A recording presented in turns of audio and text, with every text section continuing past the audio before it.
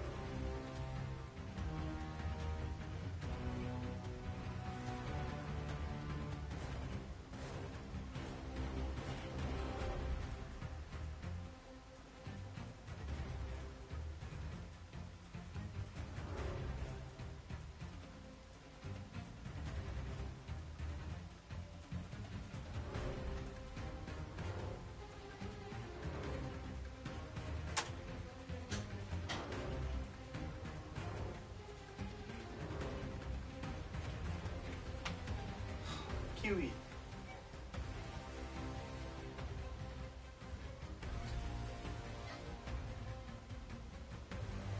What?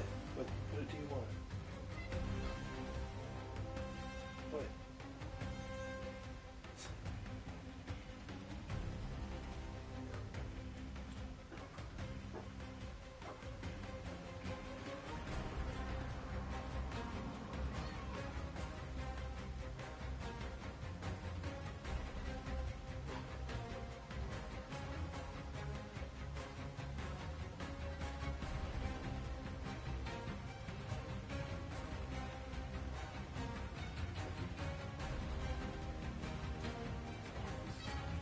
What?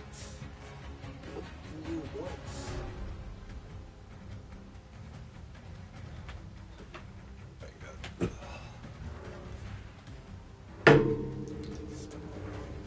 What? Thank you. Did you drink water? I have water.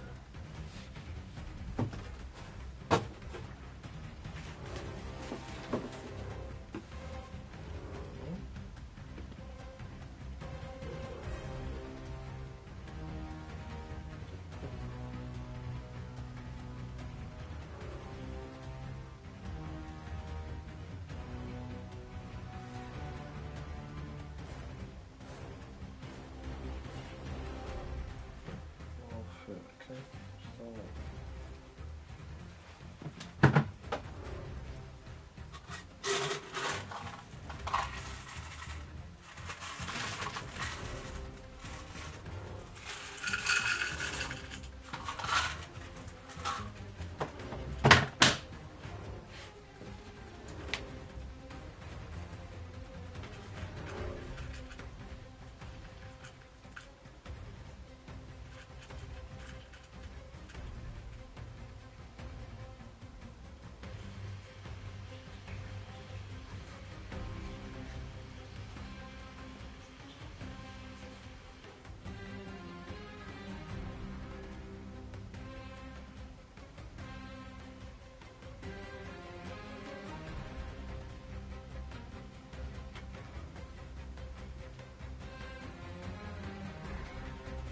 What? The bathroom. Yes. Hello.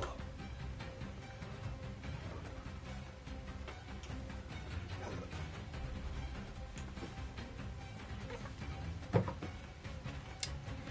Yes. Hello, Kiwi.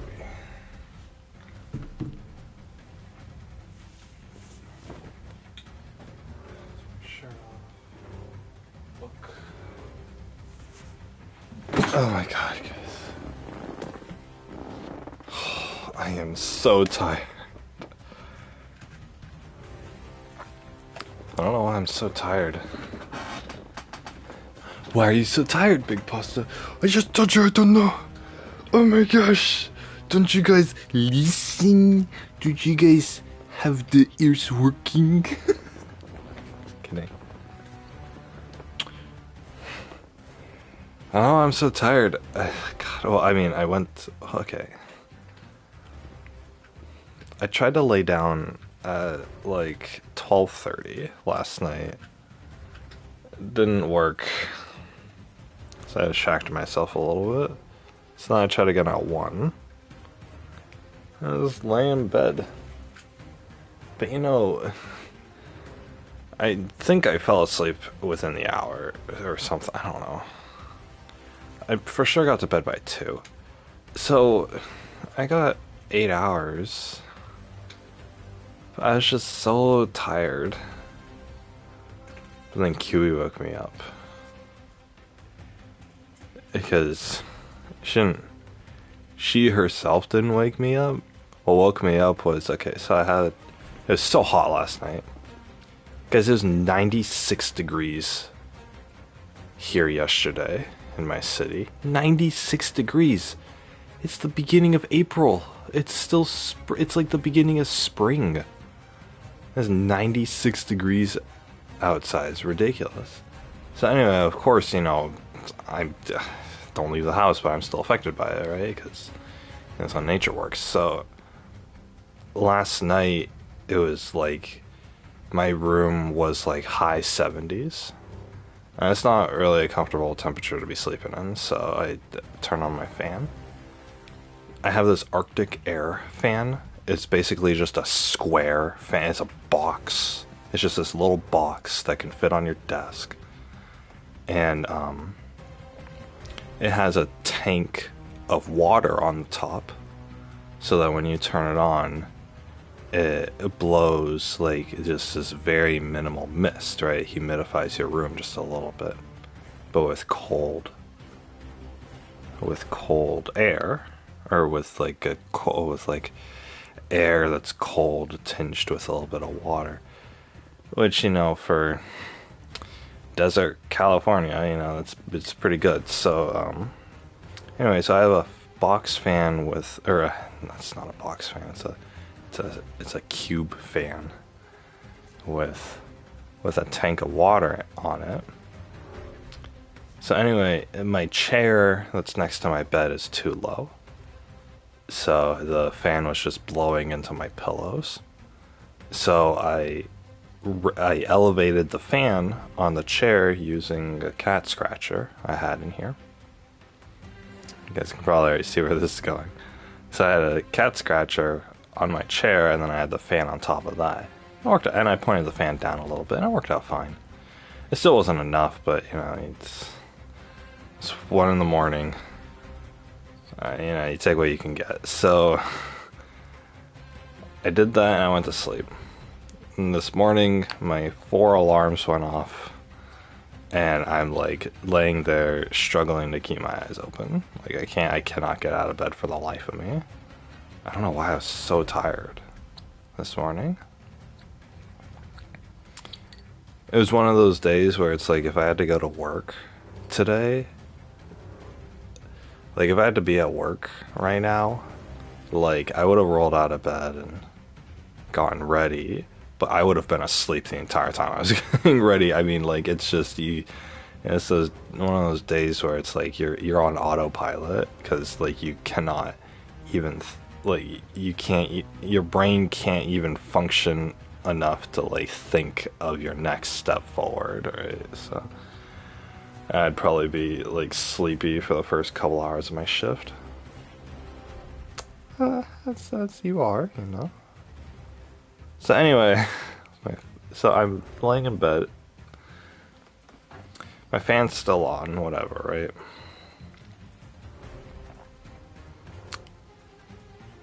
And Kiwi, from wherever she was,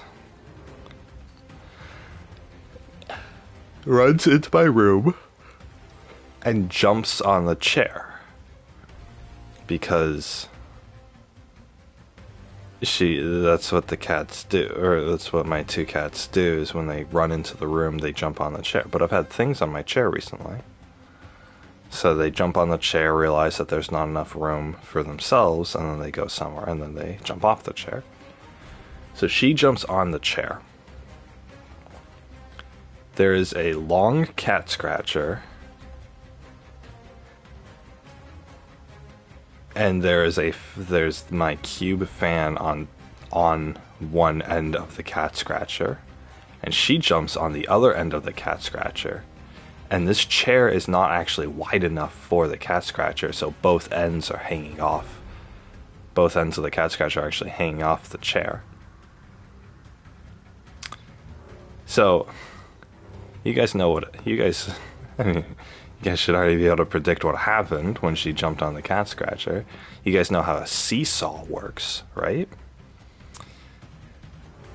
You know, kid is on one end of the seesaw, and the other end is empty. And then all of a sudden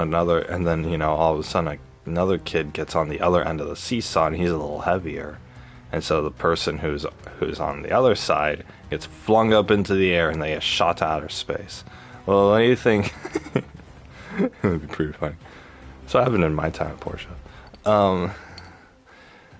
So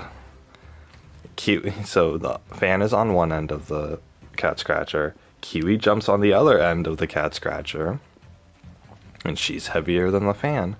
So the fan flings itself over her. It goes over her. And then it plops on the floor. She freaks out and she runs away, but I'm still laying in bed and I feel a splash of water on my hand that was near the edge of the bed. I hear her come in the room, her jump, a crash, and then I feel a splash on my hand. The water tank on the cube fan, it's not sealed or anything. It's just a little flap that you can just do up and down, right? So all the water spilled out, obviously, when she did that. And so all the water, some of it splashed on my hand, and most of it gone on the carpet. So now the entire carpet in the entryway of my room is soaked because I lost all that water. There's still some water in the fan, so I didn't need to replace it. It's kind of a pain to replace it. But, yeah. It's great. So I was like, oh my gosh. Like, I'm laying in bed. I'm not even awake enough to care. Like, I'm just too tired. Like, I know I can picture what happened in my mind without even looking at it. And I'm just still laying there like I cannot be bothered to care at all. Like,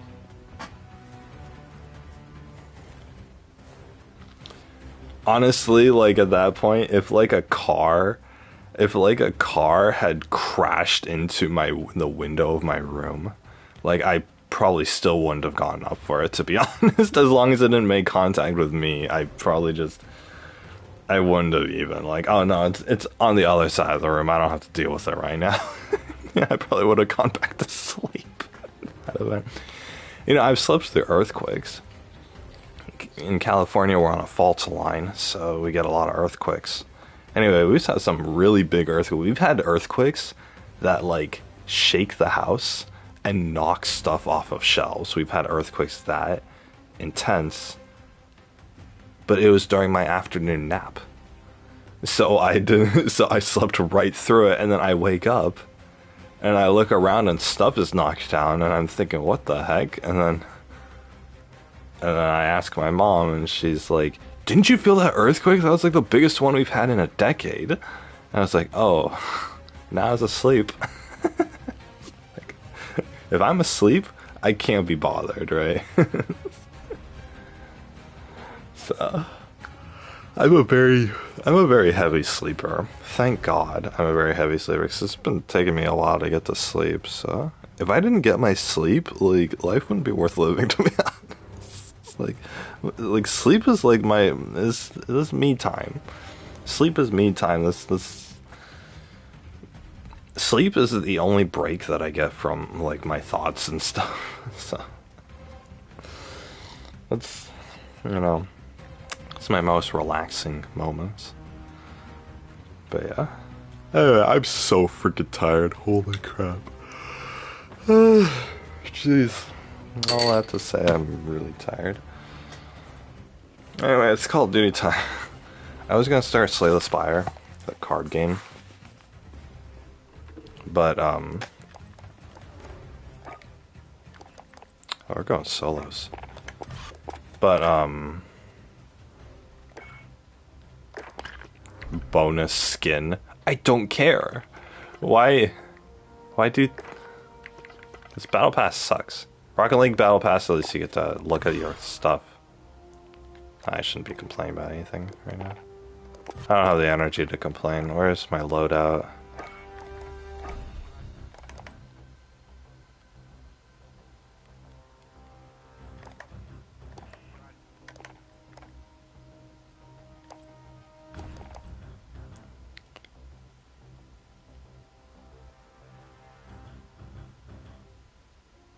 Oh.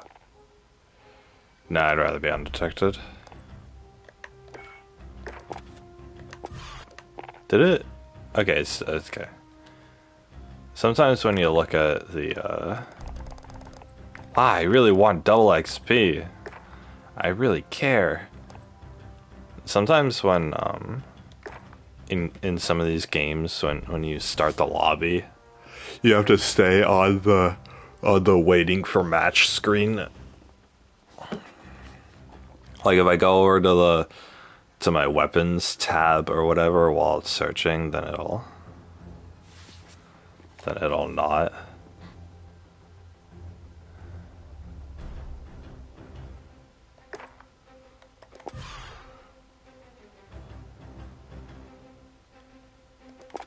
They really like to put a lot of junk on this, don't they?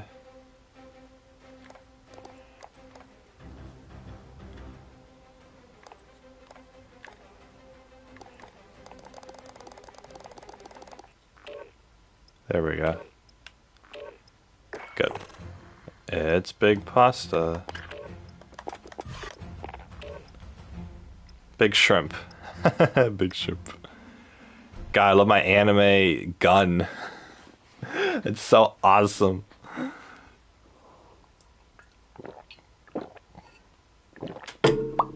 Oh yeah, and I have my anime truck in this game too? Hell yeah. I gotta find a truck. I used to play this with some people. We would play like duos or squads or whatever.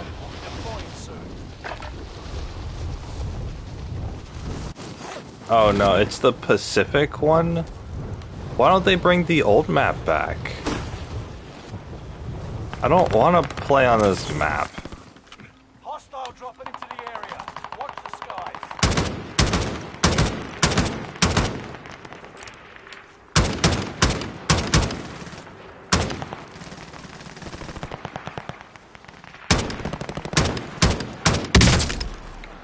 Knock his armor. Hope he do.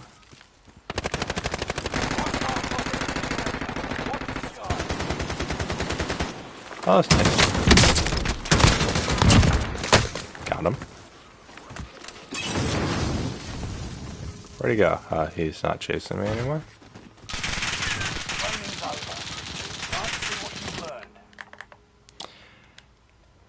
That was cool though. I damaged that guy and they had him marked on the map. See, I don't know this map. I want the other map back. God dang it. Oh, is that the plot? That your plane gets shot, it gets damaged, and you have to jump out over this island.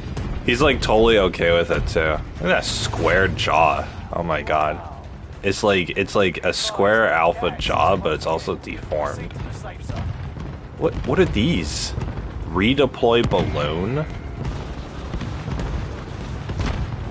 Where's my King of the Hill? No, that's Most Wanted. Yeah, there's my King of the Hill. Or there's my recon. I want to go here. Let's go.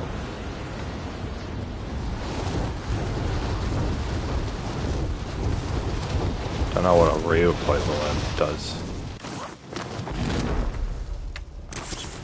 What does this do? Execute all targets in the AR.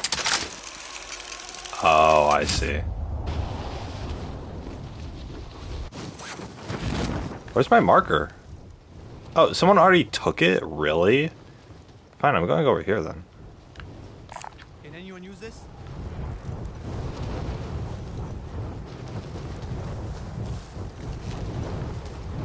I need a proper gun. God, I haven't played this in so long. And it's a new map too. I think I only played like one match on the new map, so I have no idea. And you know, these maps are really big to where you need...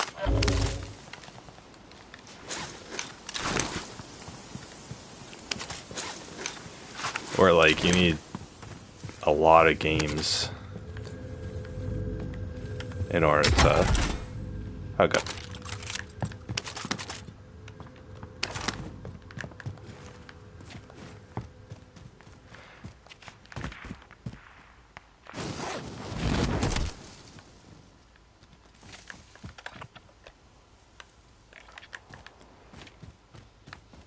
How much of a zone?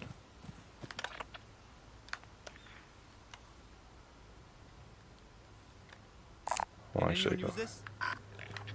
I'll actually go over here for it. How many people are in the map? 128, okay.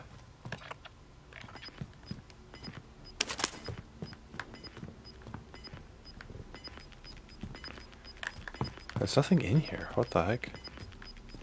Gas is inbound.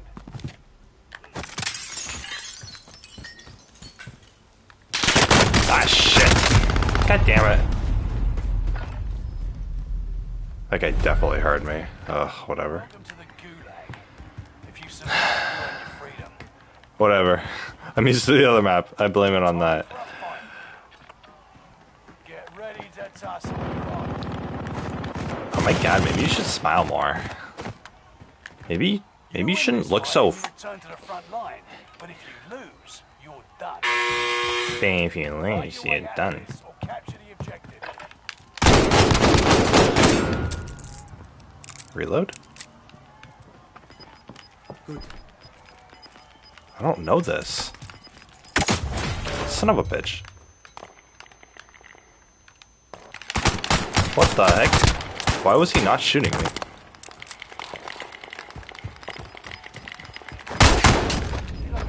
I just ran up and hit him. That was pretty funny. What do you mean? They draw me off right. Where it's gonna...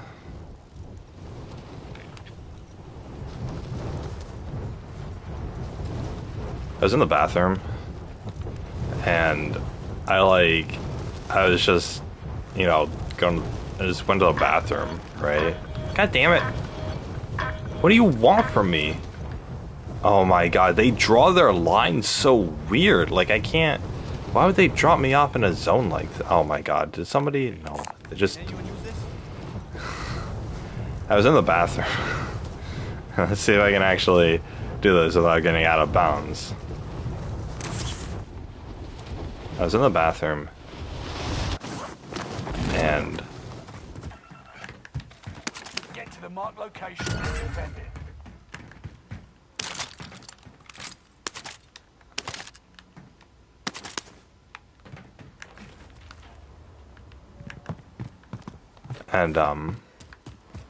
went to the bathroom. And then I went in front of the mirror to wash my hands, and...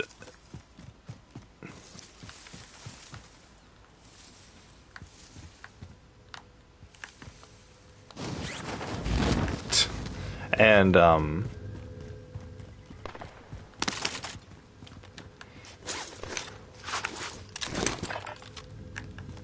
somebody's shooting.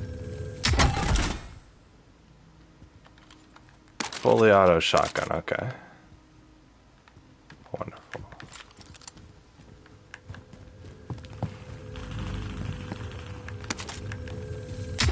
Where's that coming from over there? That's a submachine gun.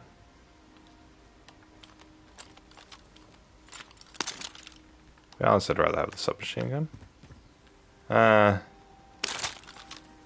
Yeah, no, I'll take the submachine gun. I don't need a heavy.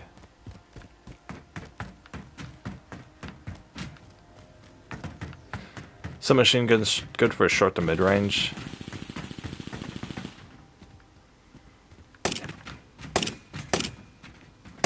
What the frick? How did I fail that?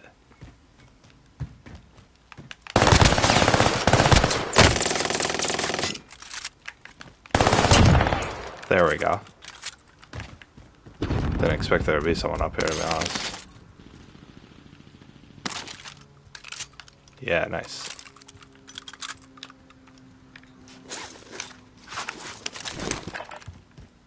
The fact that he hadn't seen me is like so lucky.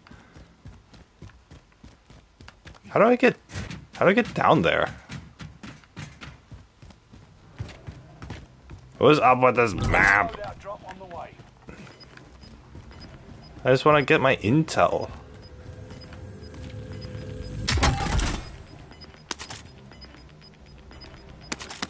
Get to the new safe zone. Gas is closing in. There we go. Enemy cluster strike. Shit, are you kidding me?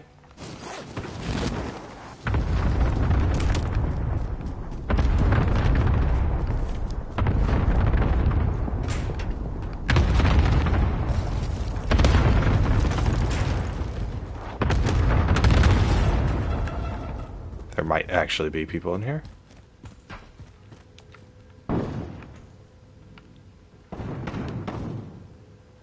There is.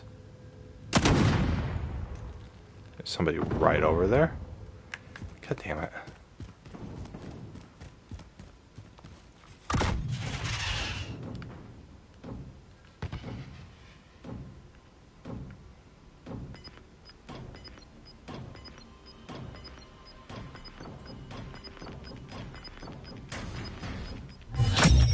Primary objective accomplished. Recon intel secured. Gas is inbound. Enemy UAV active.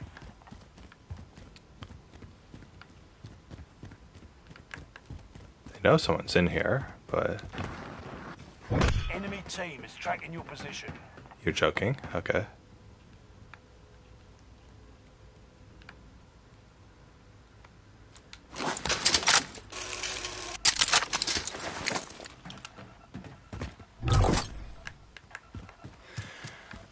I would like my loadout. Enemy target identified. Have a little fun, yeah? And protect Big Shrimp.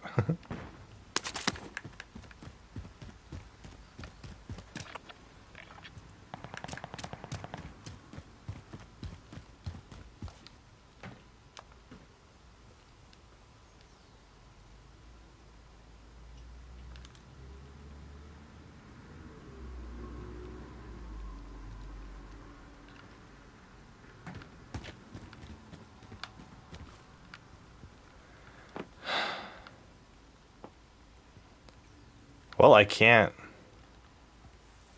I mean...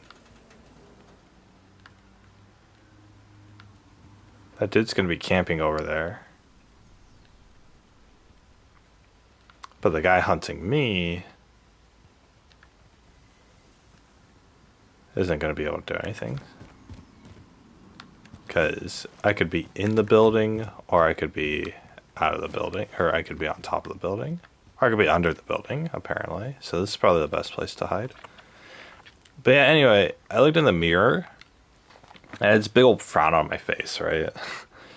And, you know, I wasn't, like, pissed off or anything. I was just tired. But I looked, like, really scary. And I was thinking, like, okay, this isn't gonna do. Right? I can't... I'm not presentable to people. You know, I haven't shaved for, like, a couple days. And my hair is disheveled. And, like, my eyes are droopy. Because I'm tired. And I have this big old frown on my face because I'm tired. So...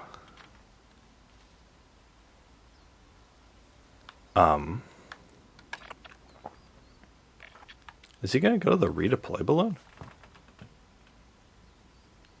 Be surprised. I'd be surprised.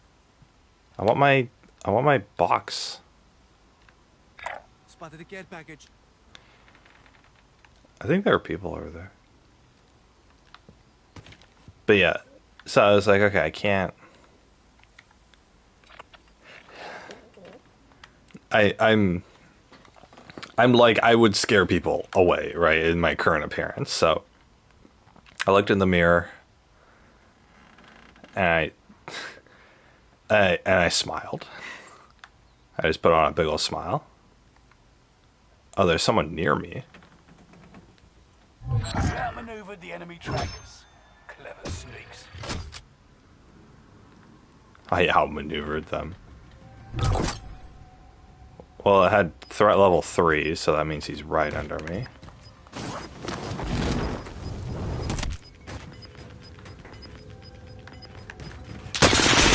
There he is.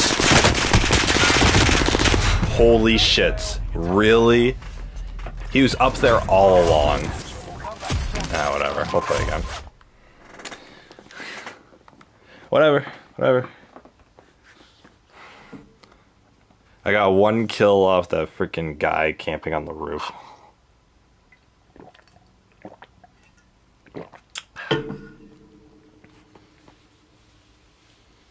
This game's actually harder in solos, because people who play solo are actually like really good at this. Whereas people who play in the team modes just simply want to play with their friends, so they're going to be a little more casual. in skill level. It's like playing Fortnite, you know? It's like not too many people play Fortnite solo all the time. Well, actually, Fortnite's a different case because there's a lot of kids playing, but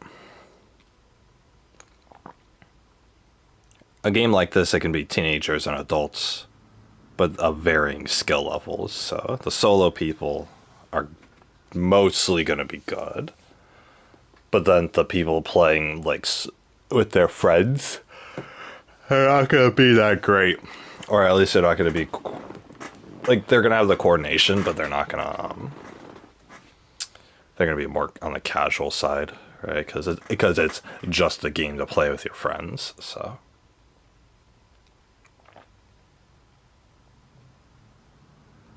co-op games are normally made to be longer, but you know, and of course more difficult if you have zero skill, but then they're designed to be easy if you like get a low coordination and learn what you're doing. So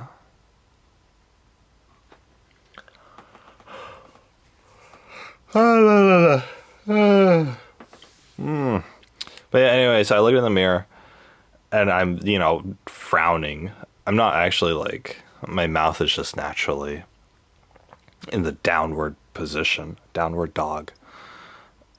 And so I so I just I stared at myself in the mirror, and then I just smiled. I just forced a smile on my face, and instantly like my face got all a lot better. Like in because I smiled, and not only did my frown turn upside down, but also the also my cheeks perked up, which eliminated some of the like the gruffness from not shaving. And because my cheeks puffed up, or my cheeks perked up, my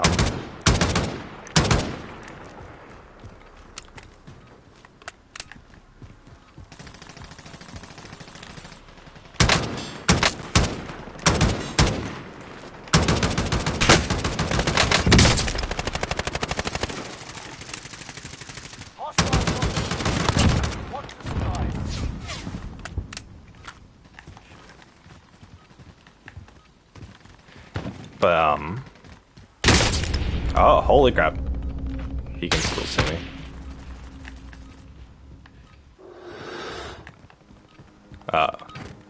It's over.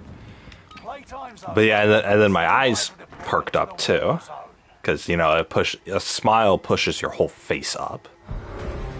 And I don't know, it's weird to think about that, you know, oh, a change in your facial shape, your facial expression will give off a more like positive vibe. It's weird how that is, because like if you smile at an animal, they don't know, right? If I give a smile to a hamster, he doesn't care.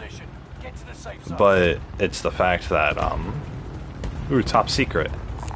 Something to do. The volume's a little loud.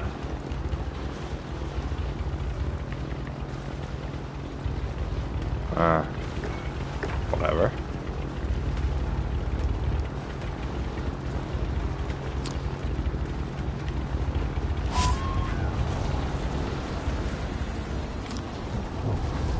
But yeah, because, you know, they'll just, you know, a hamster will look at you and just simply think, oh, you know, he's, Hunt the enemies before they hunt you. the enemy. What?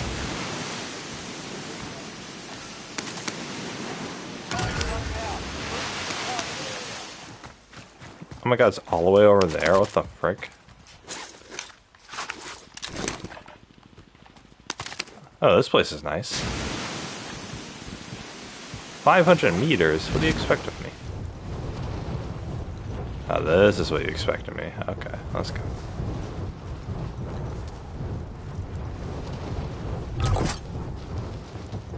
Yeah, I really ranked up on my pistol by not doing anything.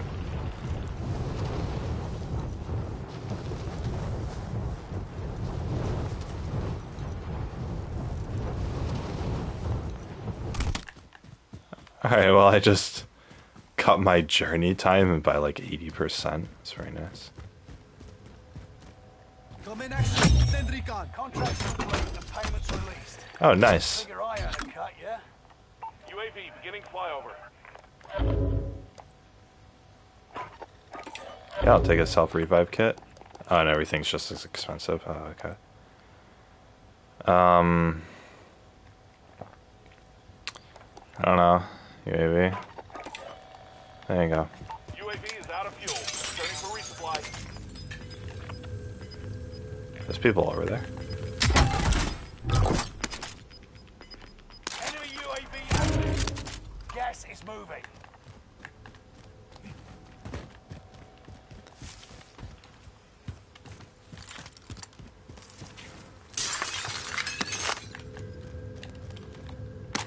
Accurate rifle.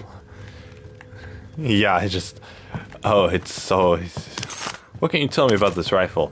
It's accurate.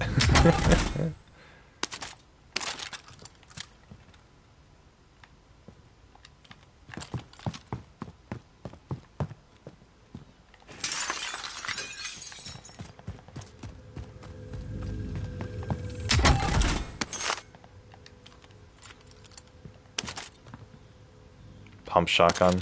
I'll take it. Wait. Nah, I want the fully auto. And rapid fire AR. Very nice. I just need to get some ammo for this. I could buy a munitions box, but why would I do that? Anyway, yeah, So yeah, it's like, you know, a hamster doesn't care what freaking facial expressions we're making. And neither does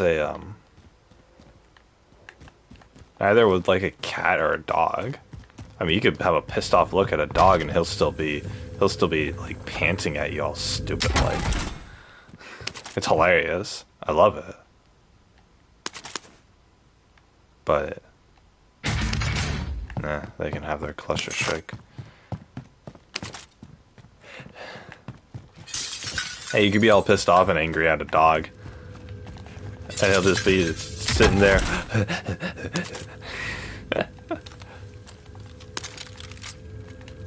Oh, haha, I like that one. Not as good as a shotgun, but whatever. Another cluster strike?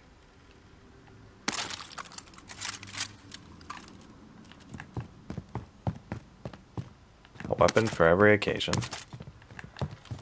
I need more AR ammo.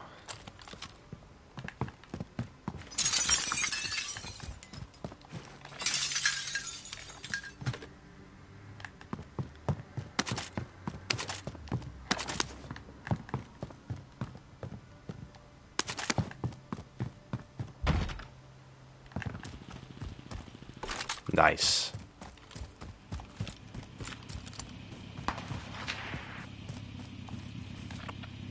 Where was that? It was over here somewhere. Can anyone use this? The dude over there's got a sniper. And he's probably facing my direction, to be honest. We need recon. Send the flyover. UAV No, he's over beginning there. flyover. No, there's like 3 people. What's wrong with them? Get to the marked location. Good, the marked location is away from them all.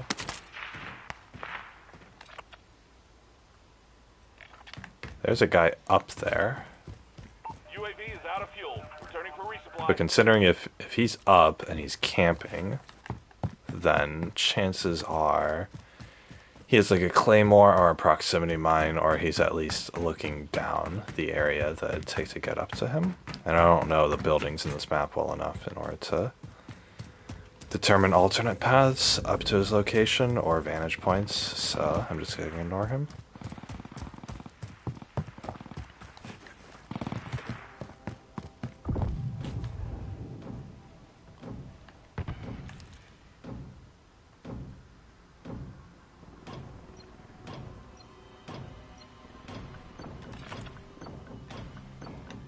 Loadout drop on the way. Contract complete. Recon intel secured. Enemy UAV active. Gas is closing in. Relocating the safe zone. Ooh, I like that one. Oh, but it's rapid fire.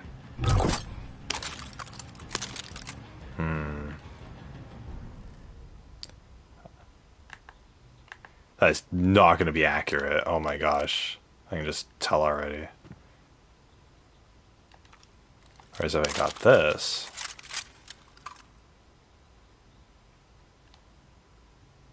You know, at this point, it doesn't really matter, considering that I'm going to be getting my omen anyway.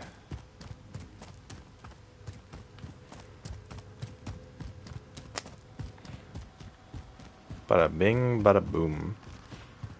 But anyway, facial expressions are weird. Because people just use facial expressions to determine how other people are feeling. And it's like, oh, he looks pissed off, better not bother him, right? Or, oh, Gas is right on your tail. you know, he looks happy today. You know, that's great. I love positive people, right? It's like, whatever, so...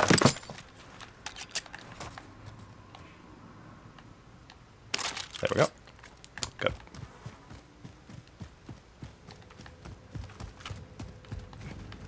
I don't like the small clip size.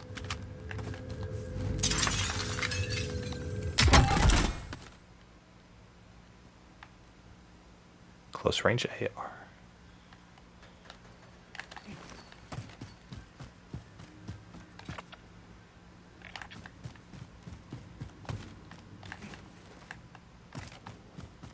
Whatever, I'll just camp out at the top of the stairs. This game's just about camping, to be honest.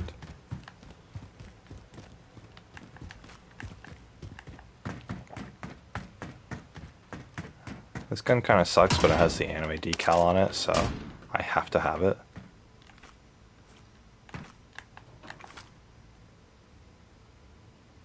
Kinda wish I had a sniper, though. But yeah, anyway, it's odd. So, whatever. Actually, I want,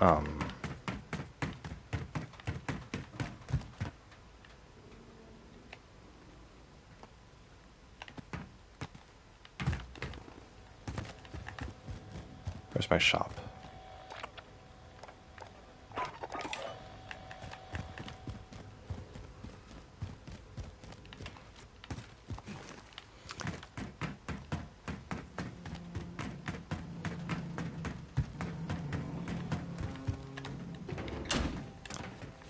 But yeah, I want,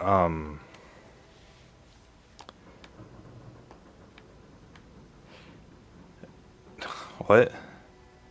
I want to go home.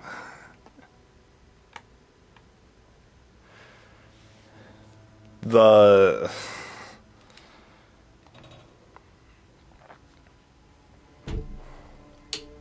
What am I saying?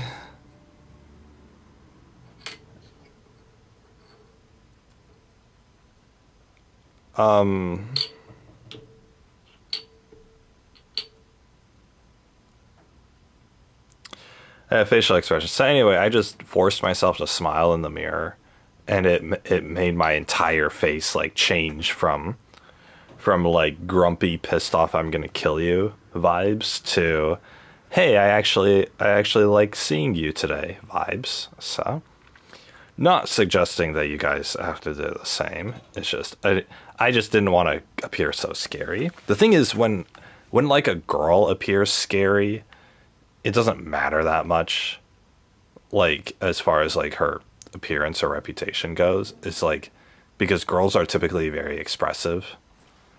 So most people will assume that a girl being pissed off is like, oh, something pissed her off right now, right? It's more of a recent development, which isn't that bad. Which isn't that bad because obviously, anything can happen in the land of make believe. Anything can happen to you within a given day, and you can't really avoid that, right? Nobody's getting through life without ever being angry. So if a girl looks pissed off, the automatic assumption is that, okay, something pissed her off recently, and so she's angry for the moment. That's a thing. And so it's not a vibe of like, oh, I hate everybody forever with a girl. It's just simply, I'm upset about something, but my feelings, my negative feelings will disappear within the hour, pretty much. That's the general assumption for girls, right? It's a stereotype.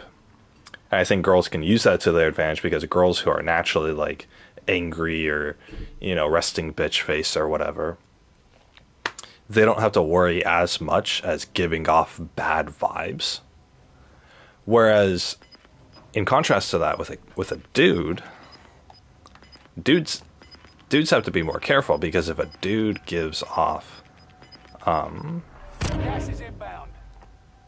if a dude gives off, if a dude looks pissed off,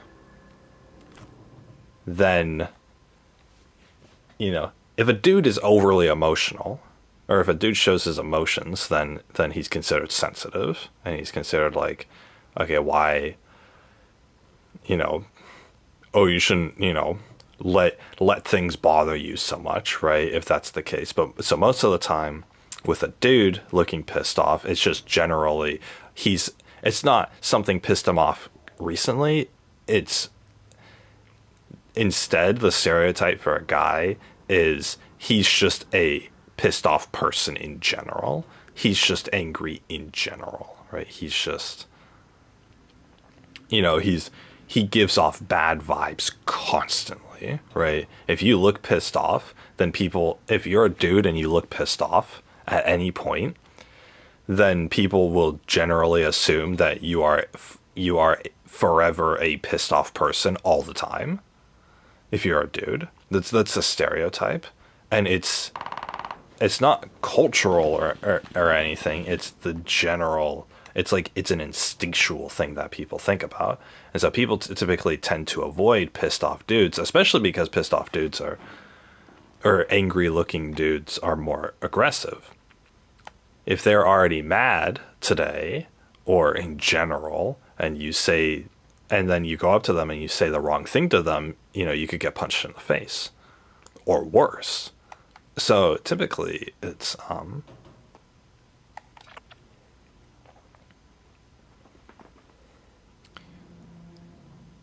it's seen as this is what the game is, guys, what we do. Typically it's seen, if you give off bad vibes as like an angry, aggressive person, let's say, and for a dude, it's easy to give off those vibes because oh shit, come on. I was trying to zoom into the map. Yeah, they make L1 and R1 zoom. Is this dude gonna determine that I am?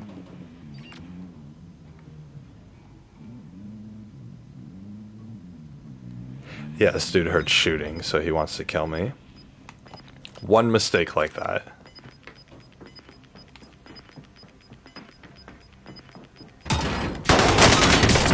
Locating the safe zone. There we go.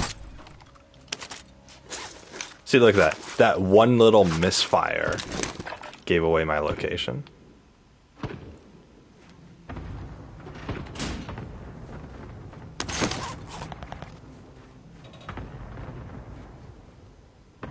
What's this?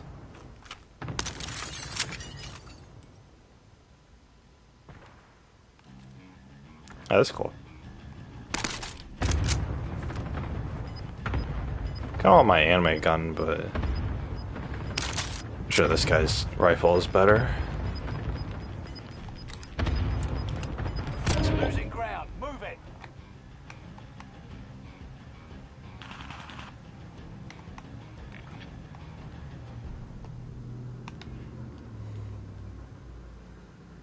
The Enemy guy, UAV active.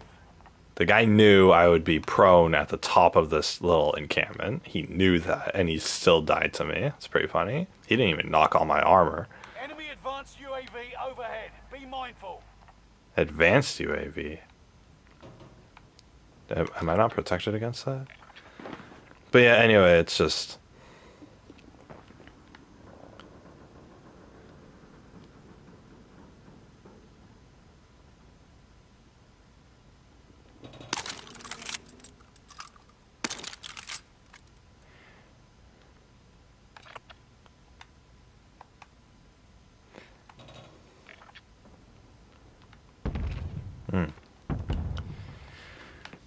Yeah, so anyway, facial expressions are weird. So yeah, it's, you know, if you're a dude and you're angry once, then everyone just assumes that you're right. Unless unless you're a happy-go-lucky dude most of the time, and then just the occasional like, oh, you're upset about something, then that's fine, right?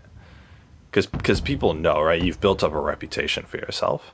But again, it's all these games you have to play. You have to be, it's similar to virtue signaling. The fact that you have to, it's not as bad, right? It's more of a natural social thing where you build up a reputation. You build up a reputation of yourself, and people perceive you as that, and then they get to know you based off of that. I hate it. Because I'm capable of... Someone like me isn't going to act in a morally good way in my leisure, right? I'm not gonna sit here and wear a smile on my face when I'm sitting in my living room, right? Or when I'm having like a debate with people, or anything like that. I'm not gonna do that. Gas is closing in. But the thing is, when I'm happy about something, I will be happy about it. Or when I'm sad about something, I will be sad about it, and I'll express that. Or if I'm upset about something, then I'll complain about it. It's like, I'm not going to...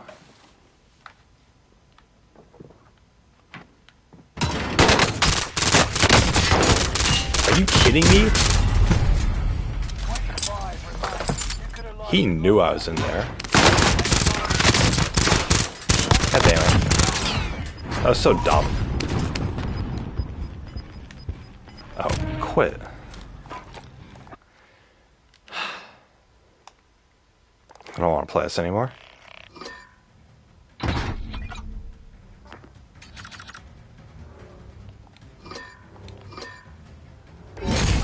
This game is like 80% camping.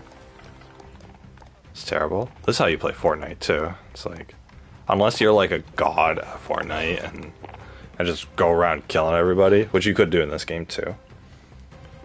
Then basically, all this game amounts to is just killing a couple people, getting your guns, and then just camping until you're down to like the final 3 people, and then just get 2 kills and you win. In fact, all the games that I've won in this game, actually I shouldn't say that. A couple of the games that I won in this game were done from camping. These games can be like a half an hour long, so you just camp in a spot with UAV blocker, and that's it. And then, you just wait for the end, and then you get lucky in the last firefight, and then you're good.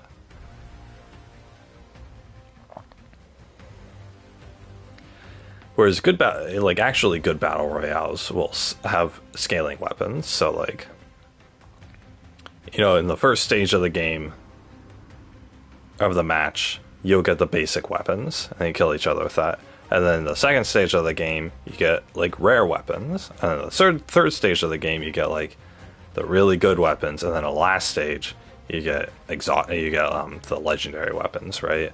And so it forces you, the fact that the availability of upgraded weapons unlocks after time means that you have to, in order to stay competitive, you have to constantly be searching for the upgraded weapons over certain time periods in the match, which would cause people to be out, up and about, and running around more, and it would discourage camping, because the longer you sit and do nothing in the corner, the worse of a weapon you're going to have compared to people who didn't do that. So that's how you gotta structure the game. This game isn't structured like that because within the first like 5 minutes you can get your custom loadout, and then Fortnite.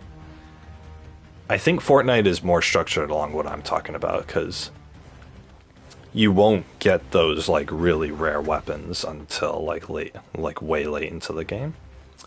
Something like Battle Royale, which I loved, but unfortunately isn't popular because they made shady business practices. The game developers did. That game had it to where you needed to collect a lot of stuff in order to stay competitive. And so it was like you had to go through 3/4 of the match just to get your full build. And then the last 1/4 of the match was using that full build to outmaneuver other people or to completely stomp on the people who didn't keep up. So, of course, those games went by. That was a 10-minute match from start to finish if you won. So, I loved that game, Battle Royale. It was a controversy within that community because the developers had initially come out with a game called Battle Rights, and that was just like a 3v3 arena deathmatch sort of game. And that was fun. But then they were still working on that game, they came out with a game, but they still updated that and stuff. And then they announced that they were going to make a Battle Royale version of that game. And people were accusing them of just being like, oh, this is back in like 2016, right? So people were accusing them like, oh, every developer makes a Battle Royale because that's the easiest cash grab, These developers are just, searching for the money, right? They're just trying to gain a quick profit, because this was at the height of the Battle Royale craze. They're just trying to make a quick buck, making this Battle Royale. And oh, look at this, they're charging money for it. It should be free for all of the for all the original game owners. And oh, they shouldn't be developing this. They should be focusing on improving the game they already have out. Yada yada. So anyway, what happened because of that whole backlash, whether any of that was justified or not, I didn't care, right? Because I was like, man, we're getting a second game. Like, cool. I didn't care. I understood what they were saying, but I didn't care. So, I want to do this.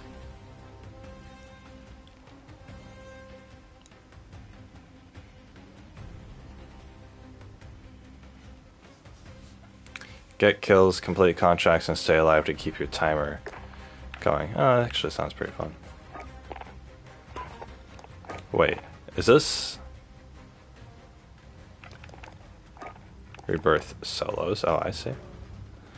But yeah. So what happened was, because of all that backlash that they got,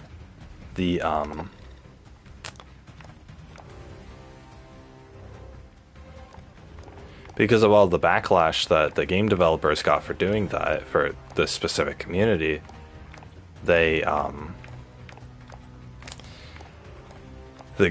the player base was split, because the only people playing this Battle Royale game was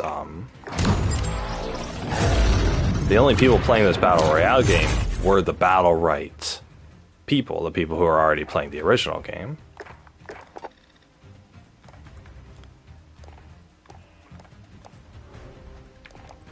But That was a problem because now the player base that was already small was split between the two games, and then eventually people lost interest in both.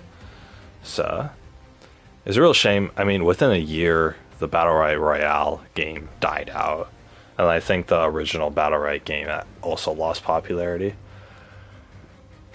It's a shame, and now it's like lost in obscurity. The problem was they didn't make it free to play. If they had made the Royale game free to play and just injected it with microtransactions like Fortnite does, then people would have actually gotten on board and started playing like more. But they didn't. They charged something inconsequential like $10 for the Royale game, but because they charged, the entire game failed. So, because Battle Royales are supposed to be free to play. I mean, Warzone's free to play. Fortnite's free. Apex Legends is free. Every mobile Battle Royale game is free. Super Animal Royale is free. I mean, just... I don't remember who else did Battle Royale games. I don't know. But yeah, anyway, it was a shame. It was a great game. I loved it. And you could tell that there was some methodical thought put into the game, but whatever, right? It is what it is. I feel like I've talked about that before, that specific game before. It's a shame. I missed that game. I played it the whole first year that it was out, but whatever, right? What can you do? You find something fun, but it might not be around forever, so.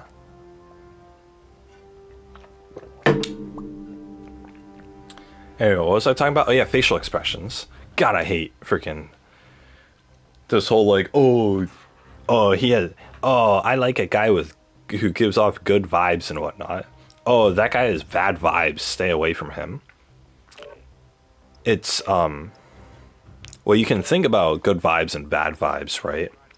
It's a judgment of threat. That's what it is. You guys think about it. It's a judgment of somebody's threat towards you. If somebody has good vibes, or if you think they have good vibes, that means that that you can be comfortable around them. You can feel comfortable, feel safe around them. You know, you don't have to worry that they're going to get angry at something and they're going to punch a hole in the wall. But if somebody has bad vibes, then you feel threatened. You feel like you're in constant danger around them. So that sort of thing.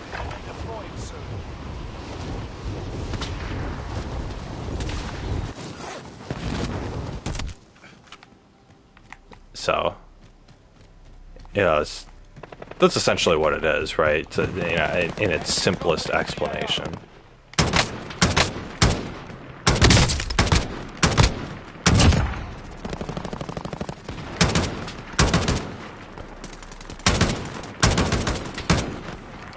But, why did no one drop up here?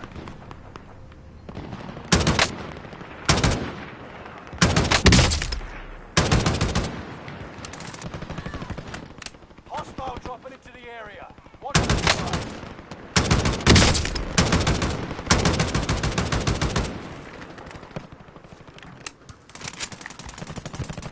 God, this gun does not have many bullets.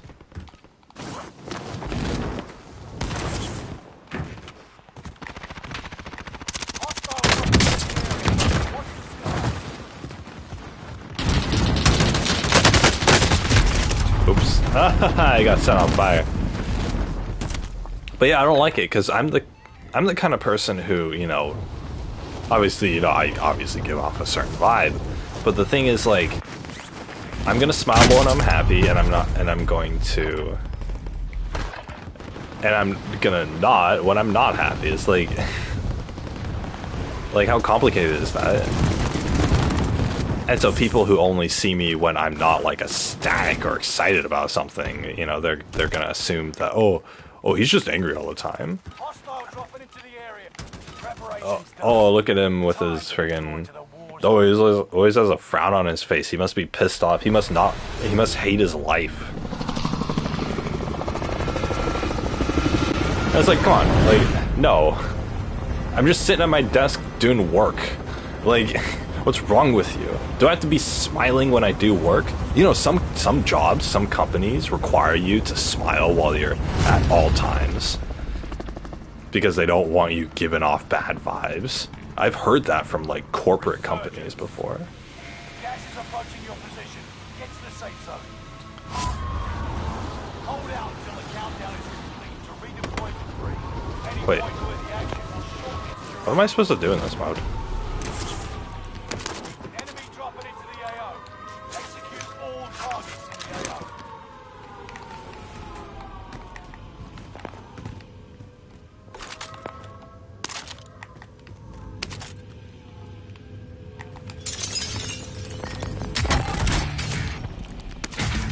Okay, good. Where are the targets?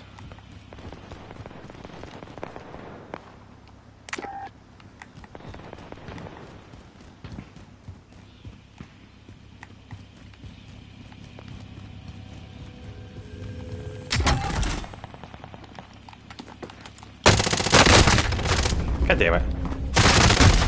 What the hell?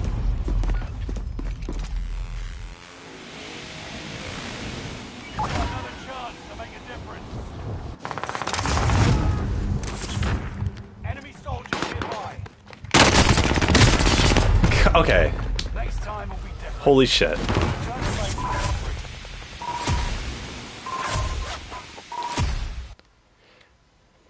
I wouldn't mind losing if... But it took me like 4 minutes to get into the match. That's the problem. You can't just go in and go out. Ugh, whatever. You play a game on your phone? How long does it take you to get into the next match after you die? Like 30 seconds.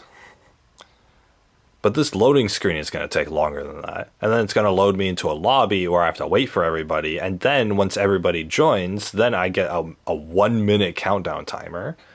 And then it has to load the actual map we're playing on. And then I have to wait in order to drop in. That's like at least 5 minutes.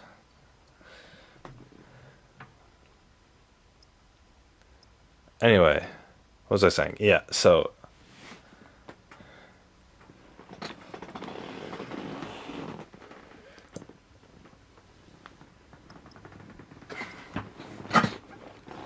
I'm the type of person, I'll smile when I'm happy.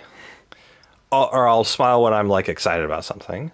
But if I'm not smiling, then I'm just in a constant state of content, right? I'm just satisfied, right? If I'm not smiling but I'm not pissed off, then I'm smiling. Then I'm content. I'm satisfied with my current situation. Why do I have to if I'm satisfied with my current life at the moment, why do I have to put in all this effort in order to smile all the time despite that? It shouldn't be on me to present myself. To present myself properly. Just so other people don't think that I'm in a bad mood, right? Maybe they should ask me before automatically assuming that I'm in a bad mood. Instead of thinking like, oh, that guy has bad vibes, he's not smiling right now. Maybe ask me, hey, are you in a bad mood right now? And I'll say, no, I'm actually pretty happy right now. And they're like, okay, cool, it's good to hear. But people don't want to ask that.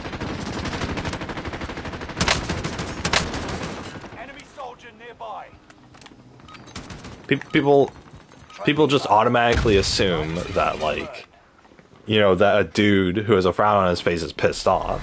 They don't want to risk getting near that, because what if he is pissed off? What if he is pissed off and he punches me in the face? No one's going to punch you in the face.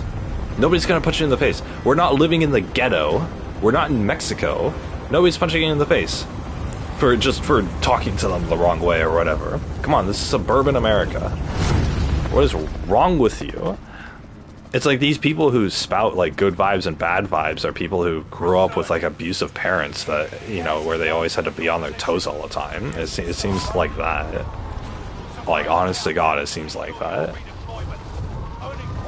And it's like, separate. You know, first of all, I'm sorry you've had to deal with that your whole life. But other people aren't your abusive father, alright? You're gonna have to, in order to get through life, you're gonna have to separate one from the other.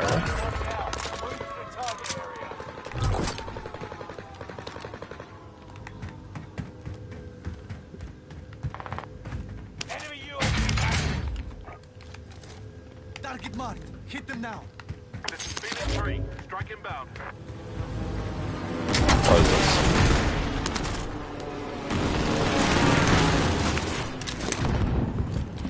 Target taken out. Target taken out, I didn't get a kill or anything. But yeah, no, it pisses me off. Ah, bad vibes incoming. Nah.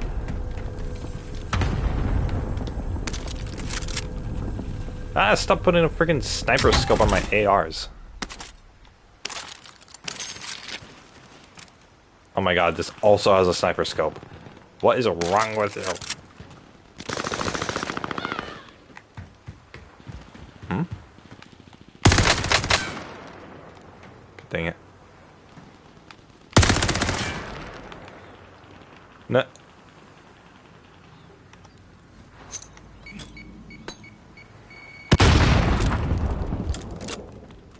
He just ran.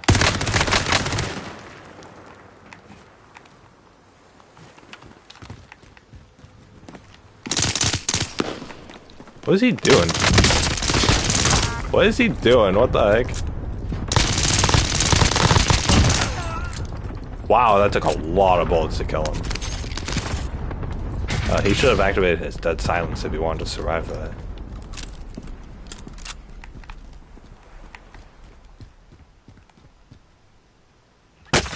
That shit. God damn it. Where'd he go? I thought there was someone up there, but...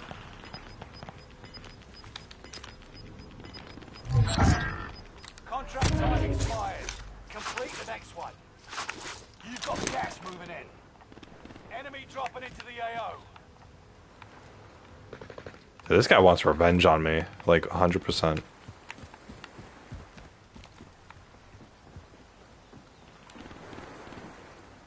He's up there.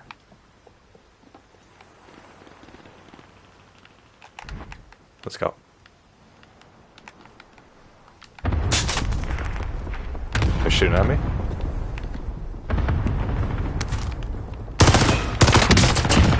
Got him. He's so pissed. He came up here. That guy that I had killed respawned, and he came up here, you know, wanted to get some weapons and a vantage point on me, because he saw that I was in the same space, same place still. But I was just like, nope. He had dead silence. I took his perk and used it to kill him again. So that guy's out of the game. Oh shit! What the fuck? What the hell? I did not expect a guy to be there. I didn't see him. Whatever. Returning you to the front lines. Go get them.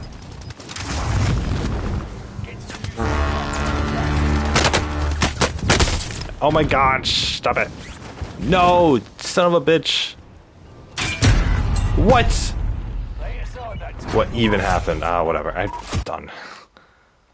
God, I'm so done. Anyway, yeah, no. Freaking bad vibes or whatever. It's like, I don't know. Judging somebody based off of the energy that they give you is like...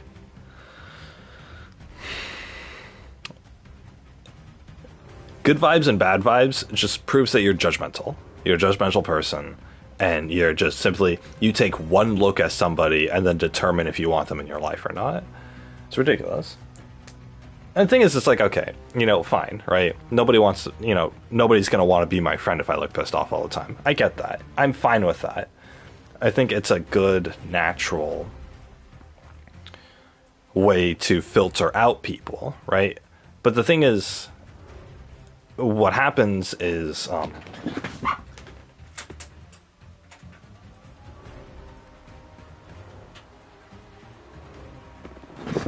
what happens as a result is that you aren't able to, whatchamacallit, or the people who, like, quote unquote give off bad vibes, they're going to be excluded from society. And so it's a cultural problem where now, because if people are excluded, and I'm not saying, any one of us individually needs to change anything, right? The thing is, I'm a dude and I can take the risk of going up to some pissed off looking dude and just striking up a conversation and just assuming that he's not actually pissed off, he's just wearing a frown on his face. And more guys than not will appreciate that. But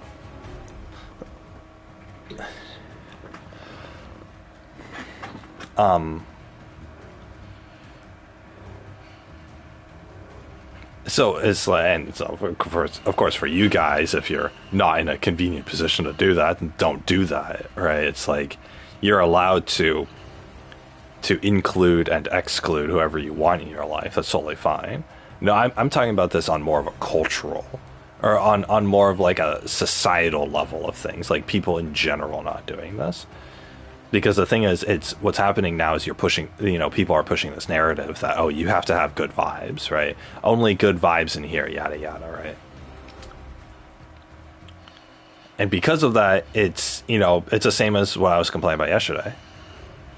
If you're only allowed to have good vibes, then you can't talk about anything or present yourself in a way that doesn't have good vibes, right? You can't talk about anything that's not filled with good vibes.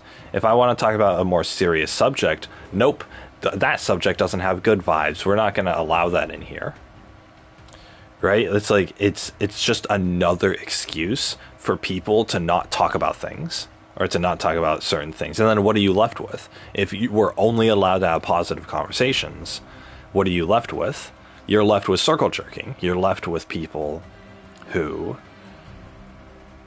the only thing they can talk about is the things they agree upon and the positive things that they agree upon, and then just constantly agree with each other forever and ever, right? You're trapping yourself in a bubble. And it's a problem because when you trap yourself in a bubble, you don't allow for any free thought to happen. None of you are having free will.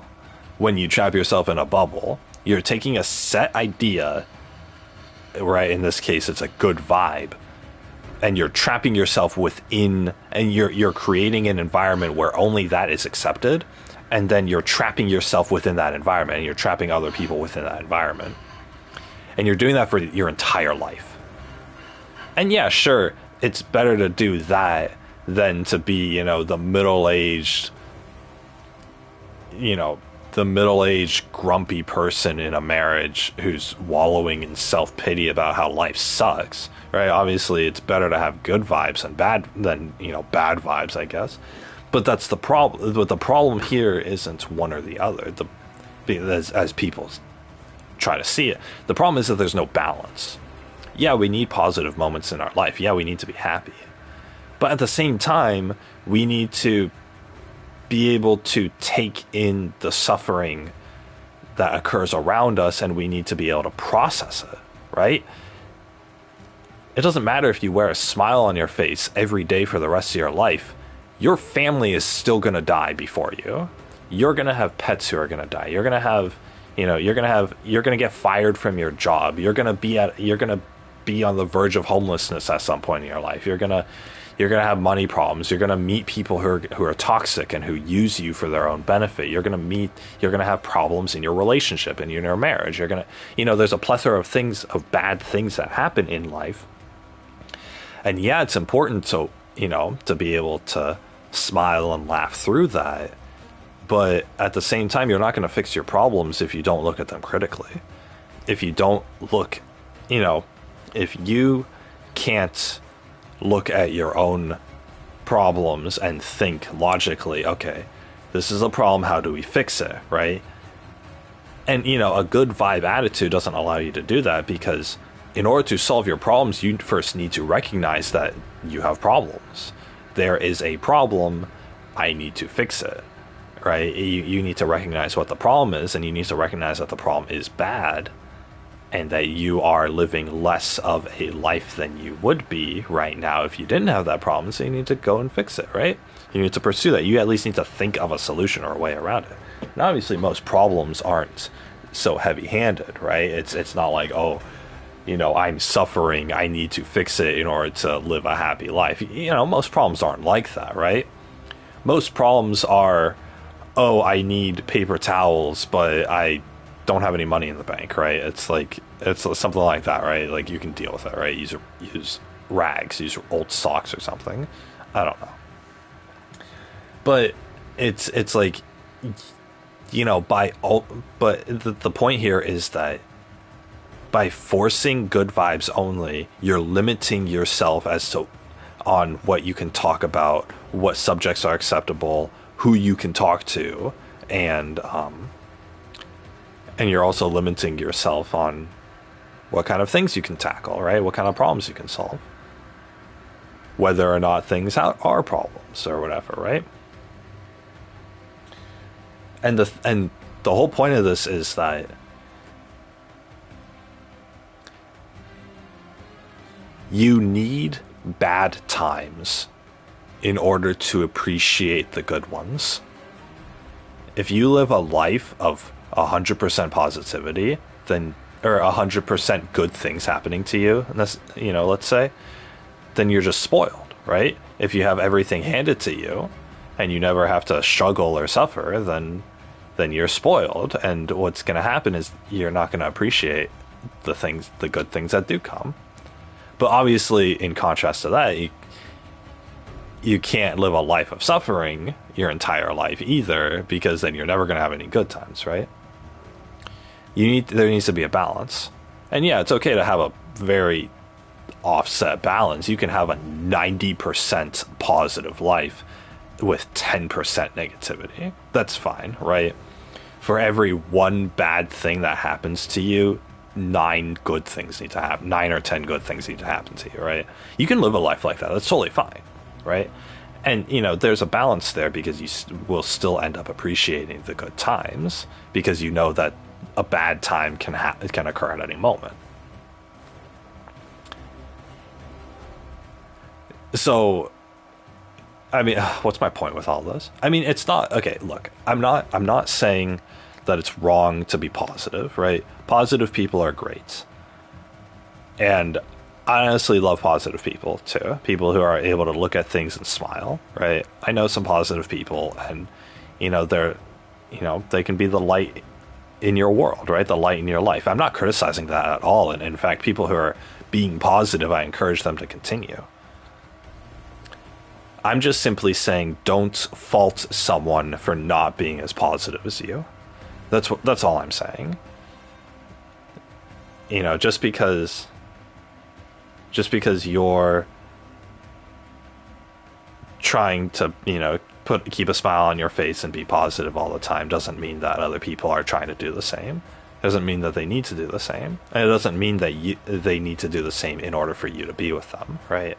I see a lot of relationships, actually successful ones, where a lot of the times one person in the relationship is very upbeat and positive and happy, and the other person in the relationship is very calm and mellow, and that relationship works.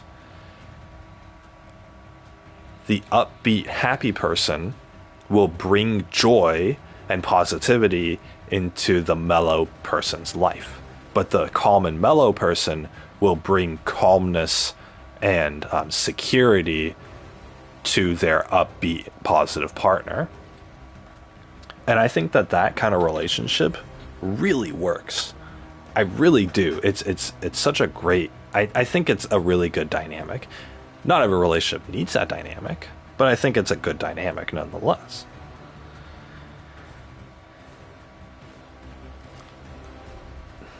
Wait, there should be 6.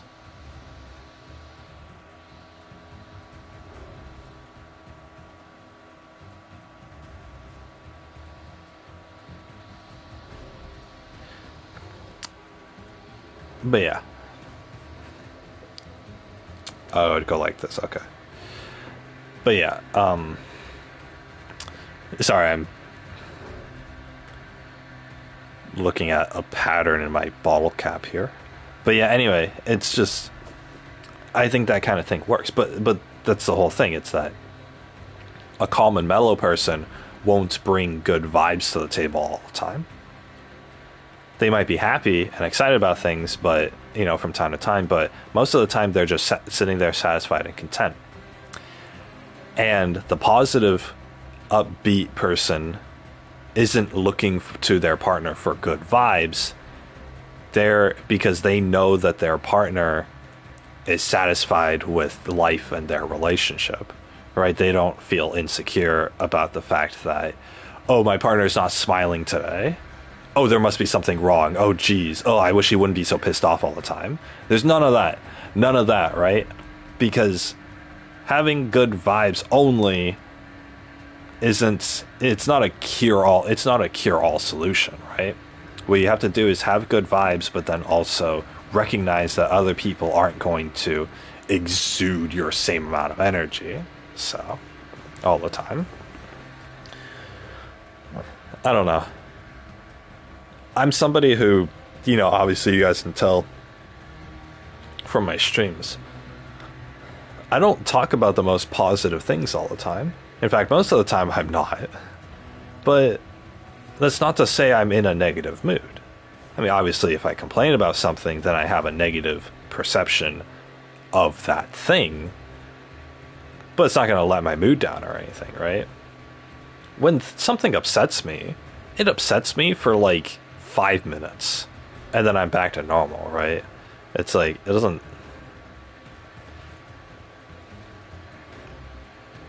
I let it upset me.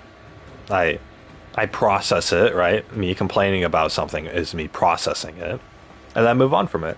I either find a solution through my complaining, or I give up after complaining. It's right. I've expended enough energy complaining about this topic, and so then I move on with my life, right? You guys have seen, I mean, you guys watch these streams. I don't ever let something ruin my entire day. There's been a couple times since I started streaming that something's ruined a big portion of my day, but normally those are like more serious things. Most of them being my stomach sickness. So, that's something like physically ailing, so. But I mean, whatever, right? It's beside the point. I'm the kind of person who I'll get upset at something for a little bit. I'll get a lot upset for a little bit. I'm not gonna like punch a hole in the wall or anything, but it's just like I'm gonna let it out. I'm the kind of person who rants, right? I'll rant and I'll complain about something, but then it ends. That's the thing. Is that for me it ends. I don't let it ruin my mood. I don't let it ruin my day. It just might ruin the next 5 minutes where I rant about it, or the next half an hour where I rant about it, right?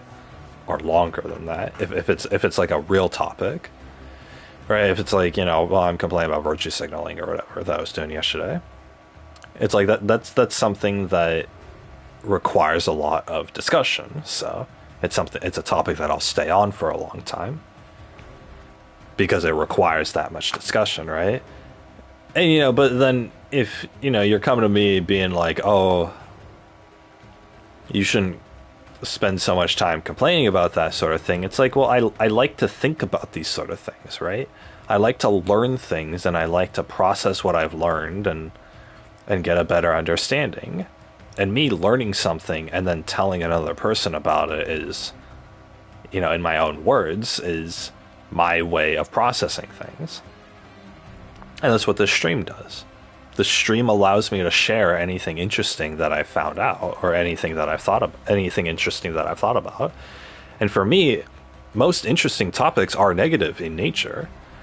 They involve, cultural problems, society problems. They involve people being bad or being, evil, or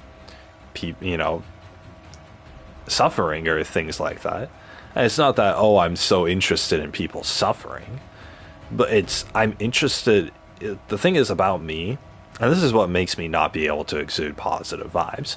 My main interest is the cause and effect of different things in the world.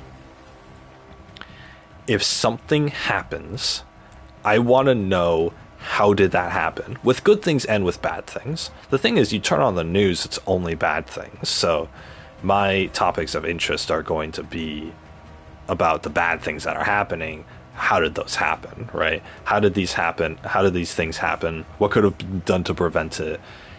What's going to be the consequences in the future? Or I'll look at something that's an upcoming problem, and I'll be like, okay, what's happening now, and what kind of problem is this going to cause in the future, right? What I'm doing is I'm thinking about things, I'm understanding it as if it's a system, and then I'm predicting the future, right? I'm being proactive about it. If I was God and I was moving my little puppet strings over the entire human race, then I would be able to fix and prevent all these future problems, because I have this great understanding of it. And I like having that perspective, because having that perspective, first of all, it's interesting, right? It's super interesting to me that people can be so silly that they it's interesting to me that people can be so silly as to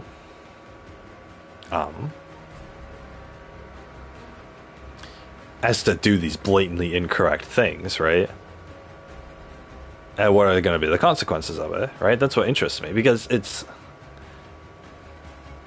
so easy for me to take a backseat perspective of something and see exactly what's wrong with the situation. And I see exactly, okay, if you do this, this is going to happen, and you don't want that, right? But then they do it anyway, and then the result happens just as I predicted. And it's like, dude, like, you could have prevented that. All it would have taken was just thinking about it a little bit. But that's what I find interesting. The flaws in human beings. It's just like a story. Any good story has characters who are flawed and who have things that make them weak, and who have traits in their character that make them weak and that hold them back. Things like things that cause them to self-sabotage, or things that cause them to not be able to fix the problems around them. And that's what's interesting to me. Anytime I see a tragedy that happens in the world, or something negative that's happening, or a problem that's not being fixed, I can look at all the different people who are involved and see, okay, what are the motivations of the different people, and who are they as a person? What's their character in order to cause them to make these incorrect decisions that led up to this tragedy, that led up to this event happening? That's what interests me. I love it. Every story you look at on the news, every event that happens in the world, it's a story to me. You could write a novel about it from start to finish. You can have a beginning, a middle, and an end, and you can have all these characters involved. You could have a build-up and a climax and everything, and every single event that happens in the world, whether it's a cultural problem, a national tragedy, a war going on the other side of the world, anything like that, there's a story to it. And I love stories. And that's the thing. That's my main interest in those kind of events. And I love that. And being able to look at something and being able to piece together the story myself with information that I look up, or that's available to me, being able to piece together that story is the most interesting thing to me. That's like that's what I live for. I love a good story. I love to see other people in their struggles succeed or fail, right? And to me, I'm an outside perspective. I don't care. I'm not rooting for the good guy to win. I'm not rooting for the hero to defeat the villain. I don't care, right? Why do I care about a bunch of Ukrainians, right? I'm all the way over here in California. People are gonna suffer. People suffer tragically anyway. We've had refugees before. Why is it all of a sudden an important issue if it's Ukrainians? You know, if there's a war in America and I become a refugee, I'm not going to expect anybody's help. No siree. Why would I expect other countries to help me? I'm going to figure it out. In fact, I'm going to get in a position in life where I'm not going to be in that position in the first place, right? I'm not going to be so helpless. All of those Ukrainians should have gotten out of the country. It doesn't matter where they moved to. They should have gotten out of the country as soon as tensions started escalating. They had like over a month to do so. They actually had like 2 or 3 months as this was escalating. And there was fighting happening in their own country for 6 years. You know, if there was like a resurgence and there was like a rebellion happening in like, I don't know, New York, for example, and that was going on for years and years, I wouldn't be sitting here in California pretending that it's not happening like the Ukrainians did. I would be sitting here, still living here, of course, but then using every day of that time in order to save up enough money, in order to put myself in a good situation in order to leave, right? Because there are safer places in the world than where I am. And the Ukrainians didn't do that. They didn't do that. They had 6 years of knowing this in order to plan this out, and they decided to close their eyes and cover their ears and pretend that it's not happening, right? Fighting was happening within their country, and they didn't do this, right? And that's the thing. It's like something that's interesting to me because it's like, okay, what drove, you know, that can be a story in itself.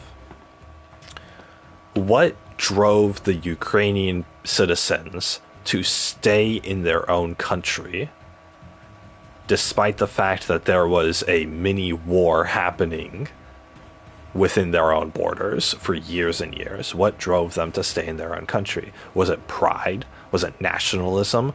Was it, you know, blissful ignorance? Because to me, that's interesting. To me, that's a story. And that's you know, a behavior of the people. That's interesting. That's something I actually had never thought about until this very moment. That's interesting. Oh my gosh. And you could talk about that. You could talk about that with somebody who is knowledgeable about that and who could explain it to me. I could talk about it with somebody who has no idea what I'm talking about, and I can explain it to them. Oh, what fun. What fun. What a great, I don't know, what a great way to spend a conversation.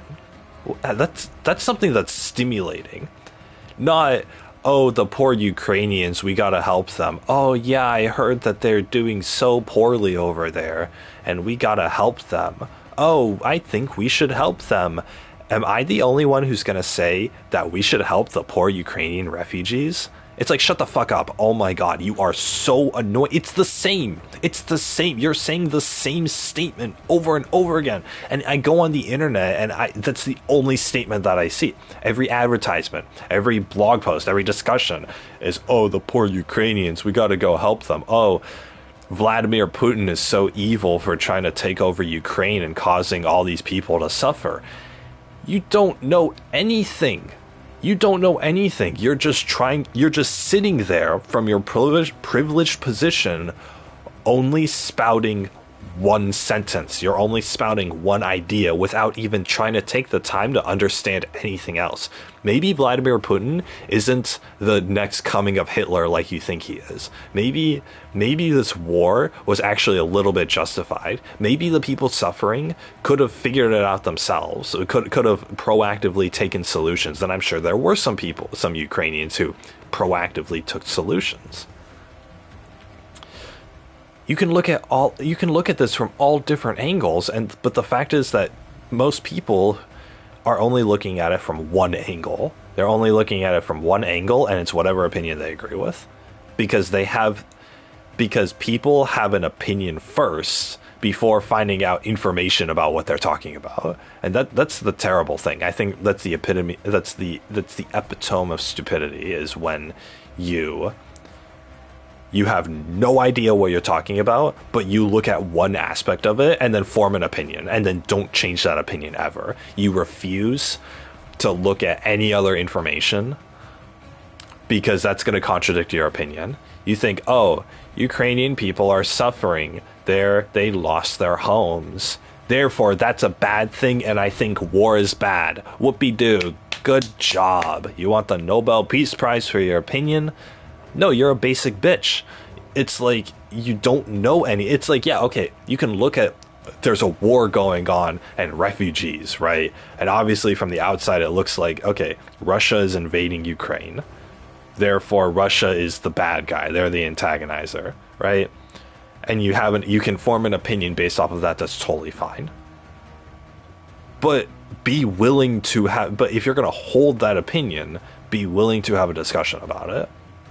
If you're going to hold that opinion, be willing to accept that there is more information than just good guys versus bad guys, right? Nothing in this world is black and white, and that's the most interesting thing about it. People aren't born evil. People are born selfish. And I think I think selfishness can turn into evil deeds, but I think good and evil is just a matter of perspective. Every war that America has fought could be considered good. We are the good guys, right? And if you guys are Americans, I'm sure you can share that sentiment. We're not the good guys. We're not the good guys at all. Every other country in the world considers America to be the global bully. We exercise our military strength and shut down any incursion that could happen that goes against us. But they're never going to tell you that. And every American citizen thinks that that America is so good and they're just and they're justified, right? I mean, look at the legal system. The legal system imprisons people who don't commit crimes. Can you say that that's just, that that's justified? Can you say that judges are all good because of that? No, you can't. But can you say that they're all evil? No, you can't. Can you say that one specific judge is all good or all evil? No, you can't. Every person is motivated by selfish action, by selfish desires, and those selfish desires manifest themselves in the actions that person does. And depending on the situation, those actions could be executed in a number of ways, and whatever actions happen could be misconstrued in a number of ways. And from two people's point of view, one action could look good and holy and saint-like to one person and completely devilish and evil to the second person. But that's the interesting thing. That's the interesting thing. And the thing is, what I'm not interested in is people falling for that. People looking at, this war and saying, oh, poor Ukrainians. Putin bad. Russia evil. You have fallen for it. You're a sheep. If you're trapped in that opinion. Not if you thought that initially, right? Everybody thought that initially. But if you're trapped in that opinion and you refuse to think anything else, then you're a sheep. And I'm not saying, oh, every thing that happens, go do a bunch of research about it. No, it's too much work. But if something interesting happens, then at least be willing to have a discussion about it. And then if the discussion piques your interest, then sure, do more research. But, I mean, you can start talking about something with a limited amount of information. You just can't solidify an opinion that requires extra facts. But the thing is, people fall for it. And the problem that people fall for it is that it's this same virtue signaling, it's the same good vibes argument. People just want to have one opinion that they agree with, and then they want everybody else to agree with them without having to think about anything else, because thinking's hard.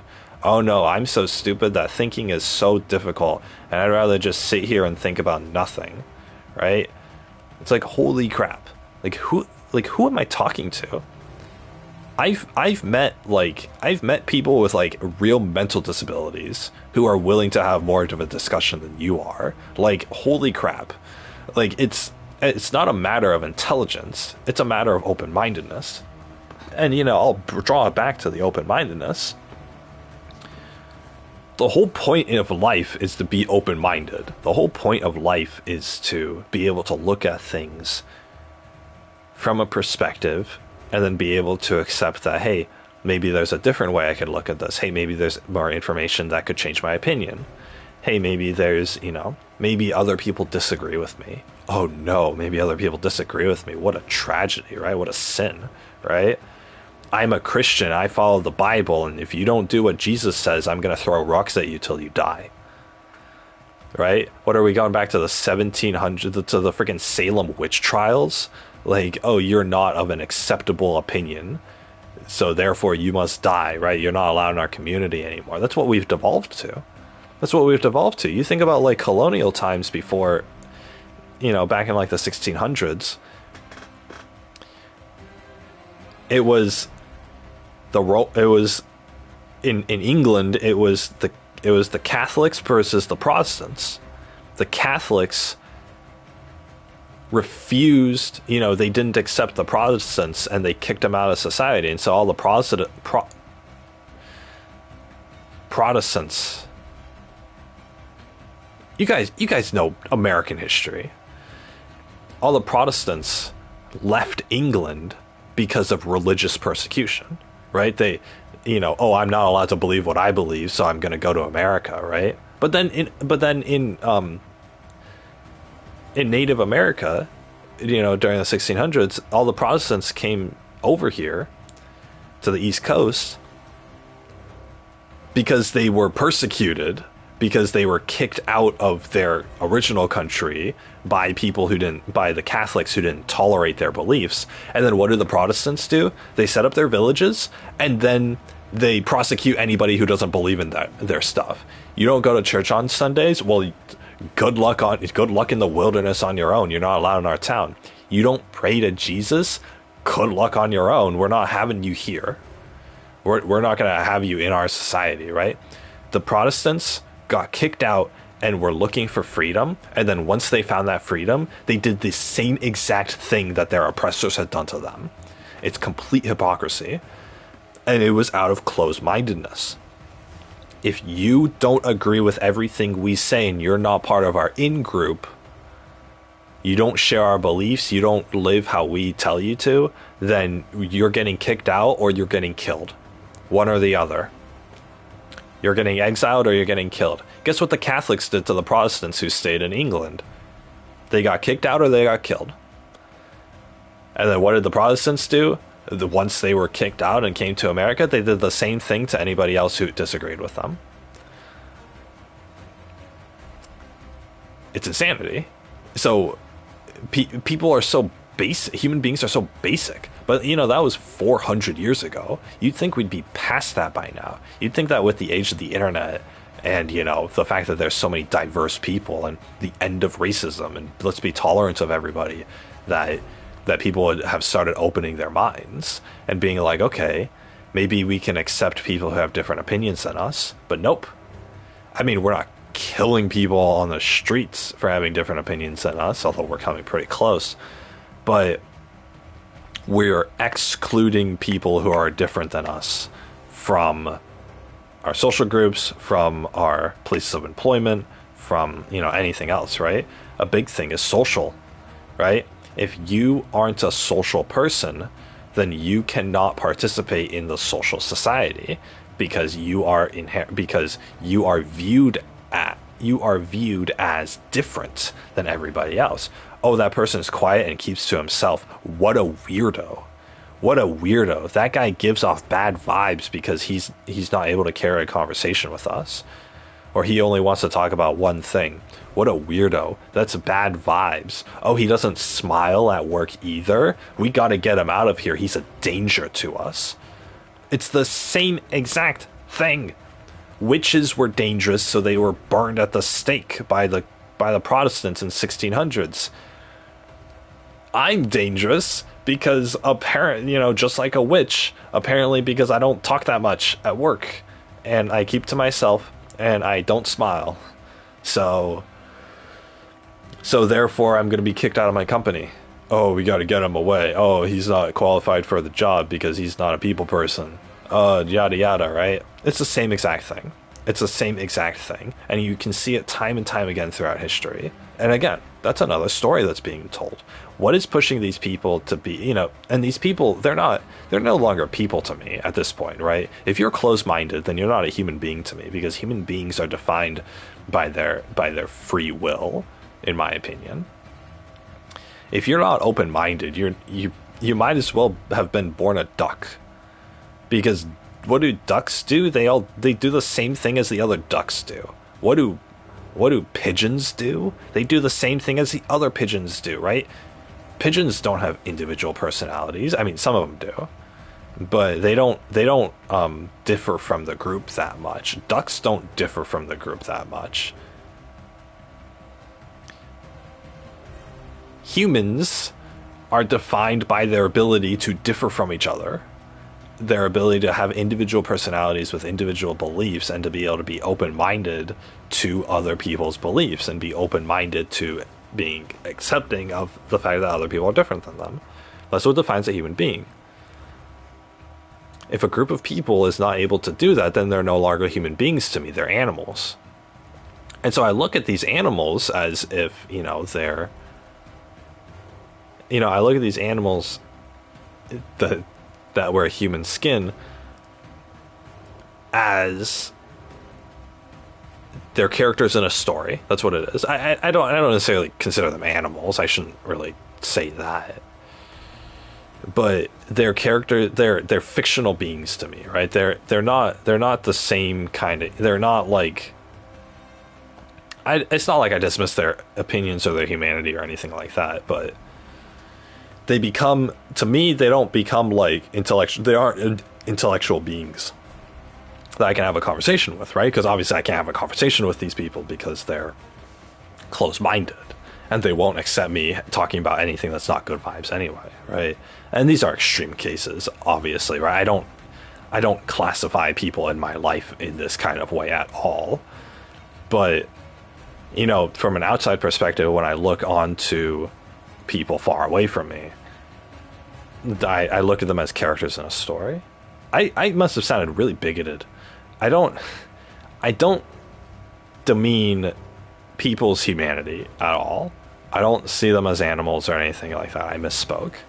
I'm not that like discriminatory, because that would make me close-minded, and that would be hypocritical of me to do, or that would be a hypocritical opinion for me to have. I don't disrespect human beings. But the thing is, I'm just simply not interested in people who have closed minds, because you're a one-trick pony. I figure out what you are, and then that's all you can be, right? Because you're not willing to be anything else, right? It's not necessarily on me. It's the fact that you're never going to have a difference in opinion. And the instant that I talk about something that goes against your opinion, you're going to sit there and you're going to get uncomfortable, and you're not going to want to talk to me anymore, right? How can I have a relationship with somebody like that? How can I continue, a social discussion with that sort of person? So it's not as if I see them as not human, because they are human, right? But it's just they become a character in a story. That's what I mean by all of that. That's the only thing that I mean by all of that, is that they become a character in a story, because characters in stories are static. Yeah, sure, you can have character development, and yeah, you'll see, a character, face travesty and grow, but a character in a book isn't going to change their opinion because someone talked to them once, right? Because someone had a discussion with them. There are very few stories where a character changes simply based off of conversations or gathering information. What happens in most stories is that events happen that cause the characters to change. But if I'm talking to a coworker at my job, they're They don't, you know, they're not going to have anything tragic happen to them that relates to the opinions that they have, right? So they're not going to experience any character growth through that. Maybe they'll get a new perspective from learning enough information, or when a situation changes in front of them. Sure, and I can wait for that. I'm not going to dismiss anybody's character or personality based off of that. But what it is to me is it's just another person to observe. That's what it is. When I say character in a story, I mean it's another person that I can just observe from a distance. People in my life, and there are almost no people in my life that, you know, I don't look at objectively like that. But I mean, with like a romantic partner, obviously I wouldn't, right? I would, you know, that's pretty much it. You know, it's like I get a romantic partner and she's like the most, I'm not gonna look at her like I look at everyone else, right? Obviously, I'd hope not. So, you know, somebody that I have a connection with is gonna be able to sit there beside me and, you know, be able to look at all the other silly human beings along, you know, with me. So, you know, that's how it is for a romantic partner. But everyone else is categorized as those silly human beings, right? That's what it is. People that I try to understand. I try to understand who they are, what their motivations are, and how their actions influence the world around them. And whether it's a big impact or a small one, every human being has sovereignty over what they control, and they're able to project their influence onto the world in whatever major or minor way. And it's the combination of that coming from a bunch of different people that creates a good story, in my eyes. So that's what I like. But for people who are closed-minded, and, you know, if you're open-minded about that, then you're able to look at the story and you're able to look at things objectively, right? You can look at whatchamacallit.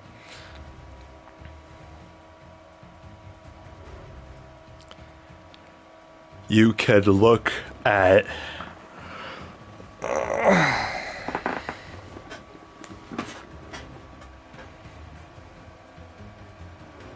God, I lost my train of thought. Shoot. You can look at things that happen objectively. If something bad happens in the world, it's not going to be undone just because you're sad about it, right? What you need to look at is, you know, yeah, it's a sad tragedy that happened, but what caused it? What caused it? Who are the people involved? Who are the people that got themselves killed? Who, you know, or whatever else, right? Obviously, if a bad thing happens just randomly, right? Like, oh, you know, my family gets cancer and they die, right? There's not really much you can do about that, right? That's not a story necessarily. It's a sad thing. And, you know, of course I'd grieve, but it's not necessarily a story. Or if, like, you know, a volcano explodes and it melts the city next to it, it's like, okay, well, you can't really do anything about that, right? It's like, you know, that's not a human, right? I'm talking about human-made tragedies. I'm talking about things where people suffer because.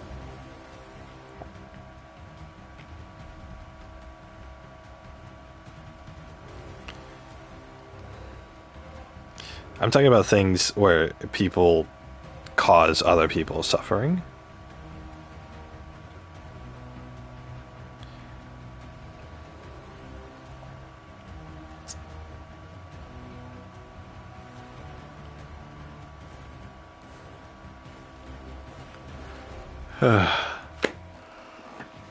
Oh my God. Those are the kind of stories that I'm talking about. Because, you know, most books are stories about people.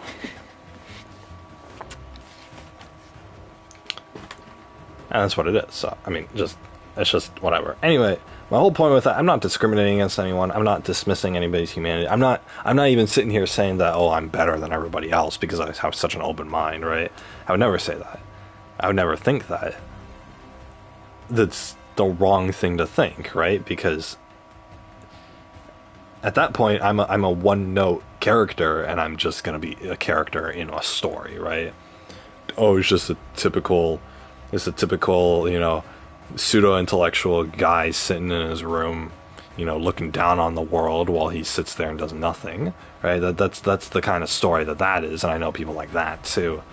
And it's like, obviously I don't want to be that, for multiple reasons, but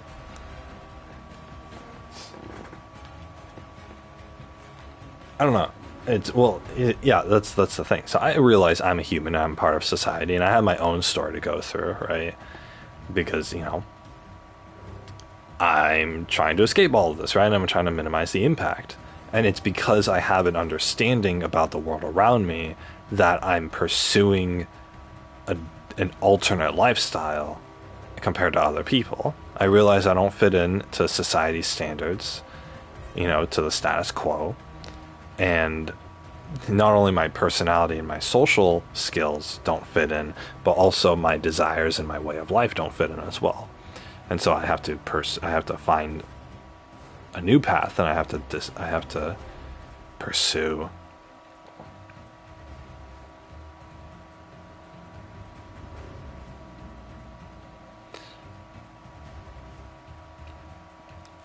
I have to I have to figure out something else, right? If I was just some high school graduate who was like, okay, they told me I gotta find a job and then get a place to rent and start paying rent for the rest of my life, and I'll work my job and then I'll have friends, and then then I'll have some free time maybe and be an adult, right? Adulting XD. Then if I just did that, then I would be entrapping myself into the system, and all of the positives and all of the negatives of society would directly affect me because I would be trapping myself in that system. What I'm doing by gaining an understanding of the world around me is that I understand that, okay, there are more negatives than positives to being a part of this civilization, so I'm gonna exit, right? Maybe not 100% exit, but I'm going to exit just enough. But wrapping around to the beginning of the conversation, if I wasn't willing to look at all the negative things that were happening in the world, then I wouldn't have the perspective that would allow me to want to leave it. I've seen people who are in insufferable conditions with their employment or with their relationships or their married life or their neighborhoods or whatever. I've seen people who are in insufferable conditions, but they refuse to look at it.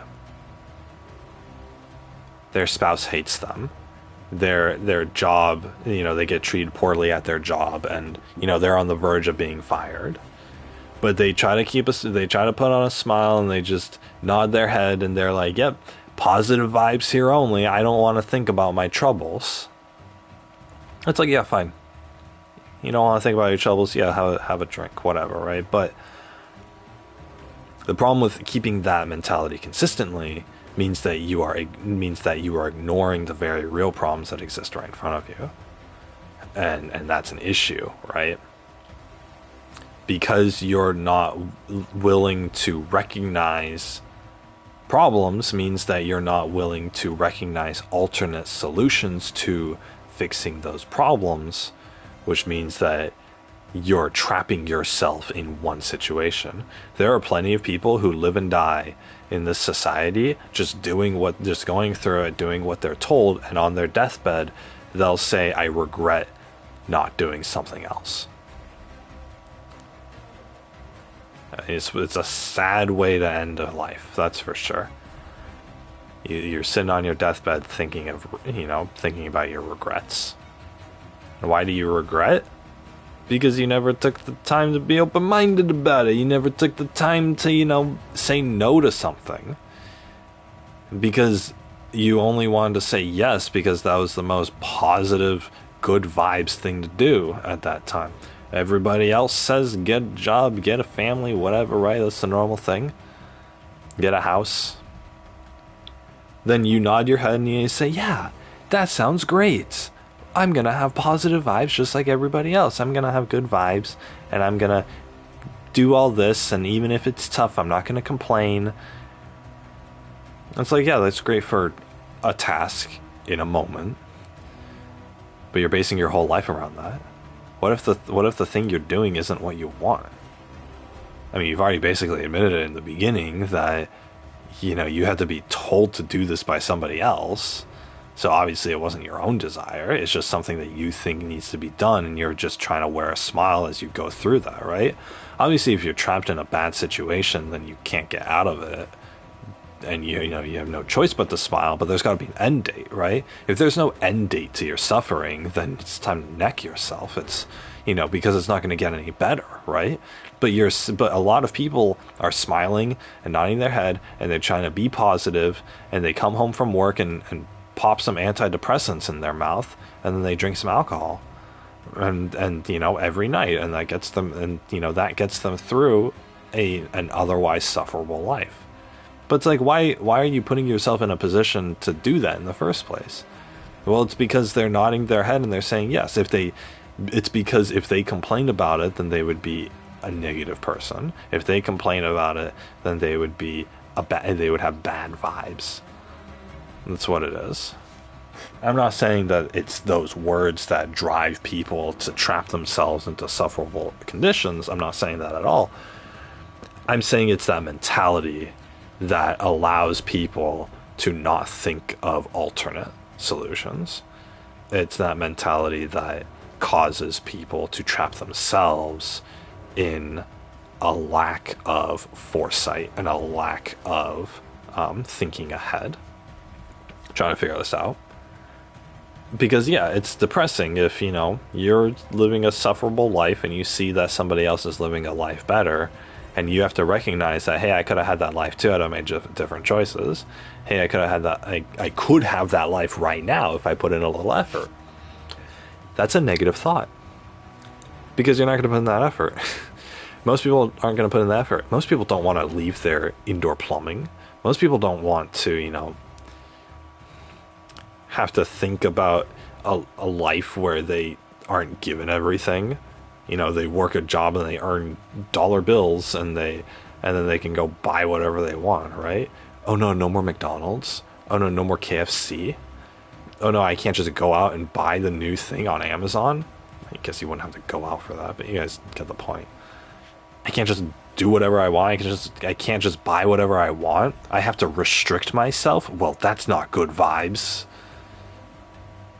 That's not the accepted opinion, right? The acceptable opinion in America is that you go to work every day and you come home and you can buy whatever you want that you see on the internet, whether or not it's in your budget, right? We have credit cards, we have loans that you can get.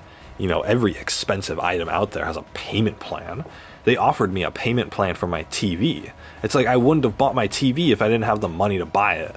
Like, are you kidding me? And then, you know, I go to the dentist and they're like, oh, we have a payment plan. It's like, I'm not gonna do this if I don't have the money for it.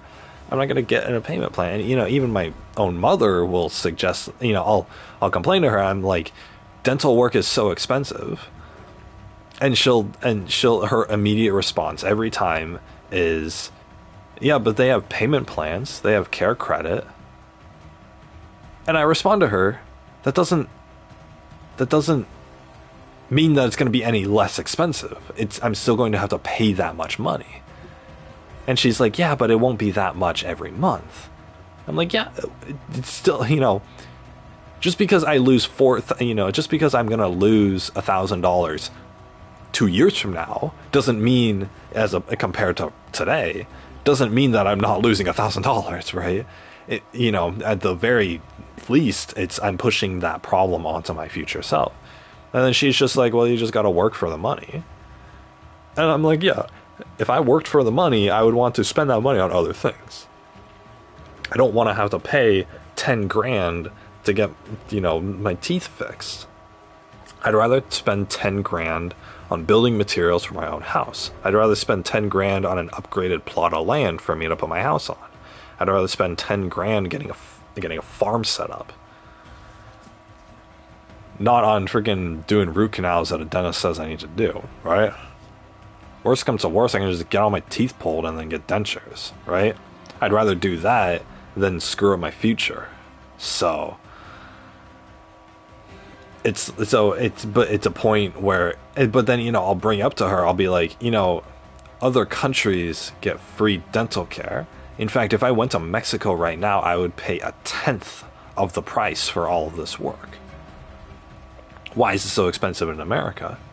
And it's, I mean, the answer, she can't answer me on that, but the answer is that's how America is. But that's the thing.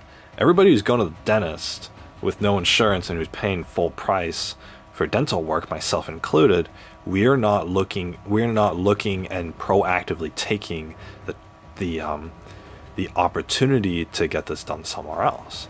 If I gotta leave the country, if I gotta go abroad and get citizenship just to get my medical needs taken care of, then that's a solution. But that would require me recognizing that the US medical system is bad.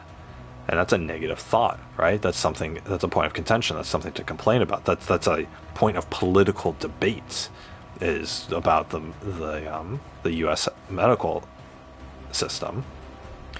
Because we have prescription drugs that they charge $5,000 a month for. My mom's seizure medication without insurance costs like $200 per pill. And she has to take one pill a day.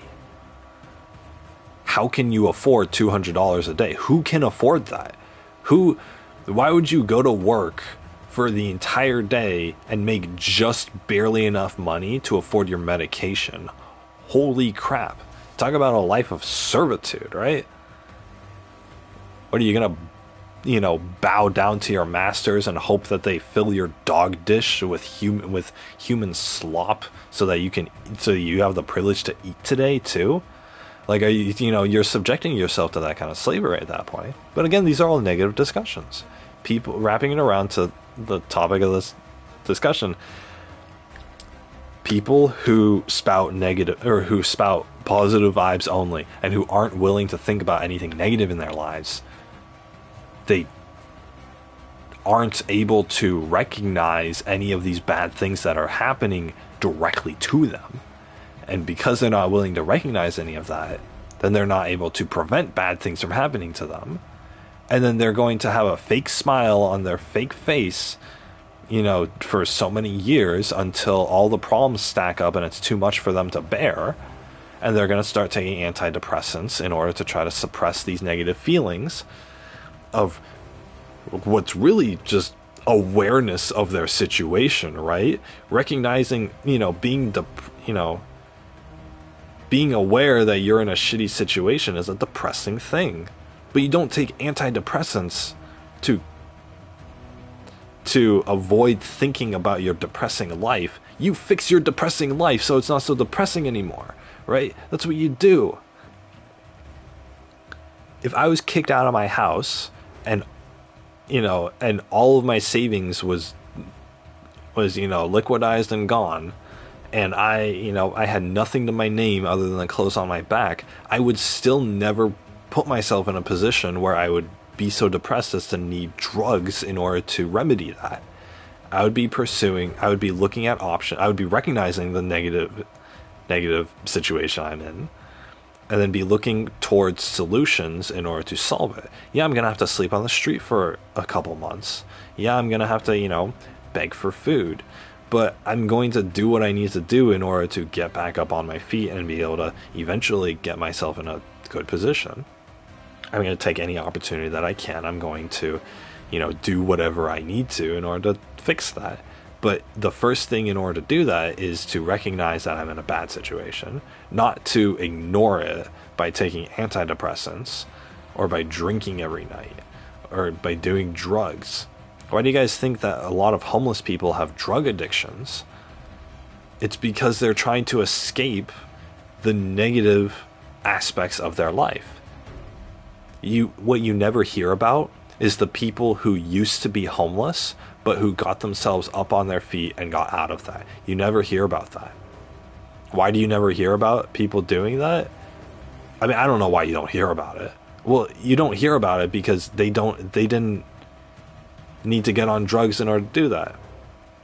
They didn't need to get on drugs in order to better their lives. They didn't need to ignore their problems in order to fix it.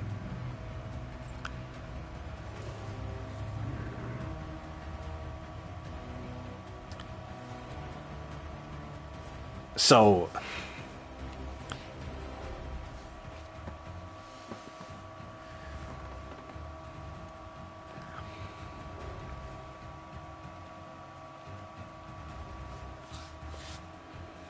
I don't know.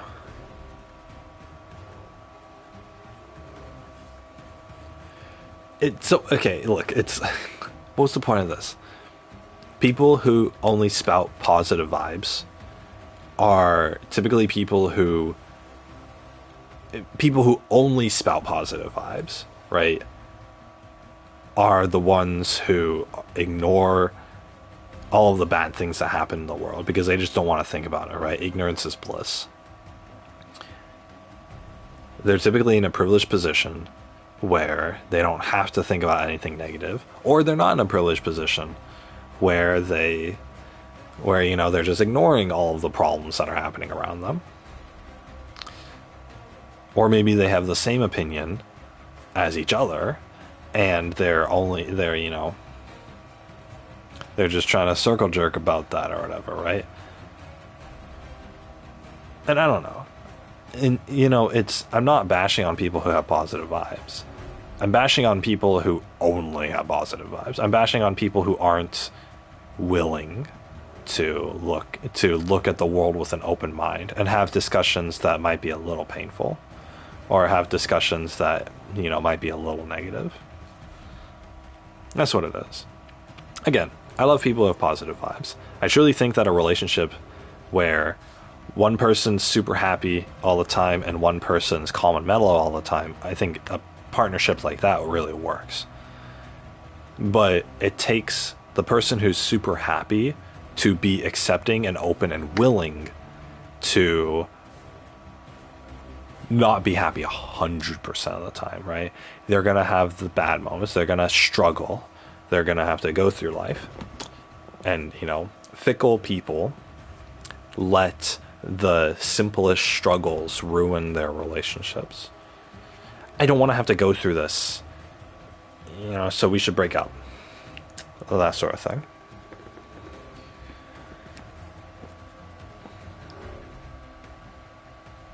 The relationships that work recognize that there will be bad times, and they recognize that they're going to have tough discussions. And they're going to have to talk about things that are less than positive, but they can do that, and they're open and they're willing to do that. And then because they're open and willing to do that, then they can spend the rest of their time being happy and satisfied with each other, around each other, together. It's because you push through the problems that you're able to be happy.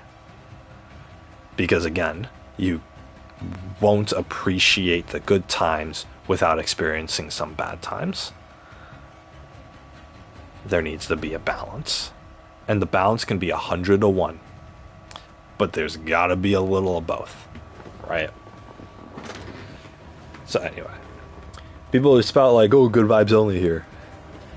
They're typically trying to ignore their own problems. They're trying to ignore the world around them. But that's the thing that I don't get. Why wouldn't you want to have an open mind? Why wouldn't you want to think about these sort of things? Yeah, I get it. People suffering sucks. You going through problems sucks. It's still fun to think about. I don't know. Maybe I'm weird. But I still think that it's fun to think about these sort of things. Because again, it's a story. You look at people, and you look at what they're doing, and you look at the cause and effect of things. It's interesting. What else do you have to think about? What else are you thinking about? oh, I'm so happy being in my room. Like, okay. But that thought is going to end at some point, right? You're going to still think that, but like, you know, you can't just think that one sentence over and over again in your head. Oh, this thing looks nice. Oh, that thing's cute. Oh, I like this tasty food. Like, yeah, those are all valid thoughts. 100%. But it's okay, it's a matter of if you're forcing yourself to have those thoughts and not have any negative thoughts. I can go to a restaurant and the food can be tasty, but the waiter can treat me like crap. And I can comment on how the food's good, but the service sucks. And I can still be happy with the experience. The food doesn't taste any worse because the service sucks, because there's a negative thing, right? I still experience that. Obviously, if that's a 1-to-1, good to bad, you don't want that, right? A restaurant experience is supposed to be good. But like, okay, if you have a whole day of activities, right? And let's say somebody made a mean comment to you in the morning, but then you had a bunch of positivity throughout the rest of your day. It's like, okay, cool, right? The positivity, although the first or second positive thing was might have been hard to focus on because you were thinking about the negative. By the end of the day, you're in a good mood, right? It's the 10-to-1 ratio, right? You got to have 10 good things, 1 bad thing. Although that might be a little much. I don't know. I don't know what the correct ratio is, but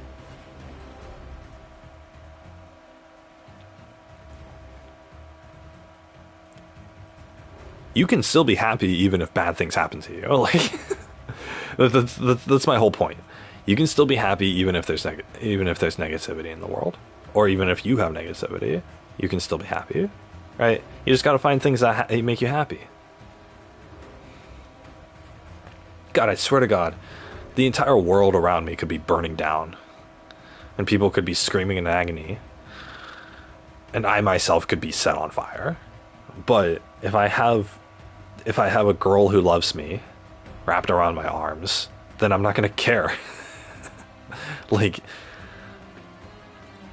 why would I have a girl who loves me wrapped in my arms? That's all I want. That's all I need to be happy, right? Everything else in my life can be just a negative shithole, and I won't care, right? I'll still be a happy man. It's like, you don't need to have positive vibes. You don't need to have positivity all the time. You just need like 1 or 2 good things to keep consistent. I don't know. I guess for me, looking at things that are happening, looking at like tragedies and events that are kind of negative, they aren't negative to me. That's the thing. Especially with other things. Obviously, yeah, I can sit here and complain about it, but a lot of things aren't necessarily negative to me. Even if it's something I complain about, if I complain about something, it's not because that thing is like negative to me. It's just because that thing is flawed. That's what it is. I don't complain about negative things. I complain about flawed things. This thing could be better, right? I'm not having a negative thought about it. Well, I mean, I guess depending on how you look at it, but that thing being flawed isn't negative to me. That thing being flawed is just a problem that needs to be fixed, right? And problems aren't negative to me necessarily. So, what's the last thing that I've actually... The only things that are negative to me are things that I can't control, I suppose. Or things that I can't control that affect me directly. So like the whole virtue signaling thing, right? People virtue signaling, trying to one-up each other as far as moral values go. That's a negative thing to me, because that has negative implications that directly affect my way of life. So, and it's something I can't control. I can't stop people from doing that. So all I can do is sit here and complain, right? Try to remove myself from society, but I'm nowhere close to that. So, but like if I play a video game, in contrast to that, if I play a video game and the video game isn't up to par, I just need to play a different video game, right? I can sit there and complain for 5 or 10 minutes, being like, "Hey, this isn't the game I thought it was going to be. They should have done this and that, right? The pathless should have been more free movement and parkour and less, less combat, less puzzles. That's what it was, less puzzles."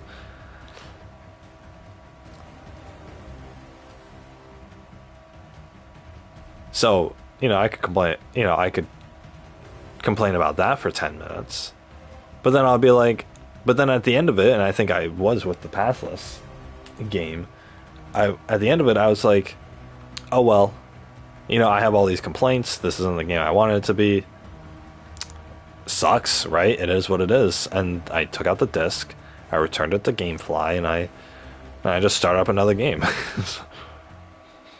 And that next game was good. It was better.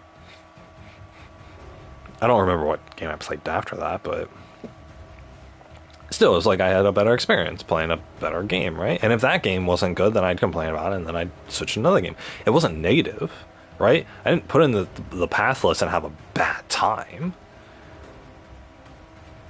It just wasn't as good as I wanted it to be, so that doesn't mean it was a bad time. That doesn't mean it was a negative experience. It just wasn't what I wanted, right? What you eat freaking like grilled chicken and mashed potatoes and asparagus for dinner. It's not your favorite food. And that sounds pretty tasty to me, actually. I'm really hungry right now. But maybe it's not your favorite food, but it wasn't a bad experience, right? Just because it's not what you want, right? Your favorite food is mac and cheese, let's say. I like a buffalo chicken mac and cheese. I love that food. That's what I wanted tonight. But no, tonight I got grilled chicken with mashed potatoes and asparagus. It's the same nutrients, right? It's even the same chicken, right? It's not fried, but whatever. But it wasn't exactly what I wanted, right? I was looking forward to buffalo mac and cheese tonight. I didn't get that. That doesn't mean I have a negative perception on what I did get. That doesn't mean me eating my grilled chicken and my mashed potatoes was bad. I didn't have negative feelings towards that meal. I still ate it. It still filled me up. It did its job, right? It wasn't the worst, it wasn't the best thing, but it wasn't a bad thing either. I still got to eat. I still ate. I ate till I was full. I was hungry, and I ate till I was full. That's a good feeling, right? Same thing with a video game. It's the same thing with a video game. If it's not exactly what I want, that doesn't mean it's a bad game. I mean, the Pathos was kind of a bleh game. It was bleh. It wasn't bad. It was bleh. But I didn't suffer playing it. I just didn't prefer it. And once I was done with it, I was like, could have been better. And then I returned it. I didn't suffer for playing it, right? It did its job as a video game. It was a video game. It filled the time for that day, for that stream. It wasn't a bad thing. It wasn't what I wanted, right? It also wasn't the best thing, but it wasn't a bad thing either. It wasn't negative. It didn't cause me suffering. None of the things I complain about caused me suffering. Even how much I complain about my cat and I have to monitor her eating habits. It doesn't cause me suffering. Maybe like the only thing that caused me suffering was like when I had my other cat in here and she was like licking herself, like to the point of like damaging her fur, and it was so annoying, like the licking sound. Oh my god. I'm hanging out in my dining room last night because that's where I read my book. There's a big old fan there, and it's a nice empty space. Read my book. The entire time I'm out there, my cat is licking herself. I can hear her, and she wants to be near me, but she's licking herself the entire time. I tell her, my brother's in the adjacent room, so I try not to be too, disciplining on my cat or whatever, right? Because, I don't want to come off as a jerk, right? I kind of am. Or I kind of am when I do that. But she's licking herself, and it's annoying me. So anyway, I'm not going to get too into that. Right? I don't want to complain about something that's already passed. But anyway, that's like the closest thing I can think about. I can think of to where something I complained about was actually a point of contention for me. That was actually like a point of suffering for me. Is not contention. A point of suffering for me because like it drove me insane. It was so annoying having to hear her lick herself. Right? It didn't cause me suffering necessarily. Right? I'm not gonna. I don't want to phrase it like that. But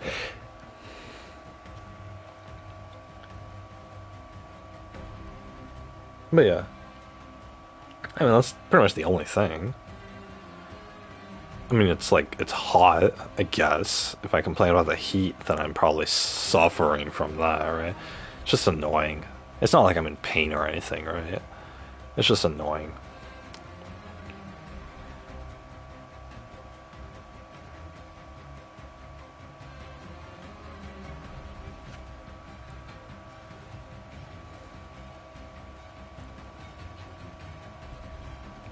So anyway,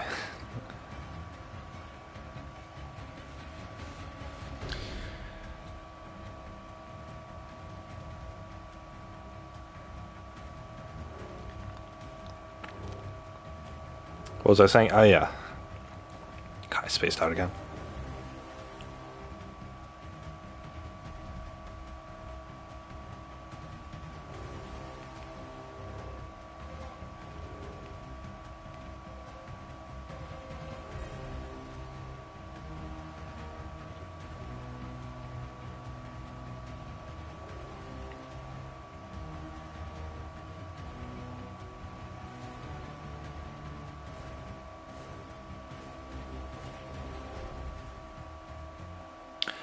God, what the hell?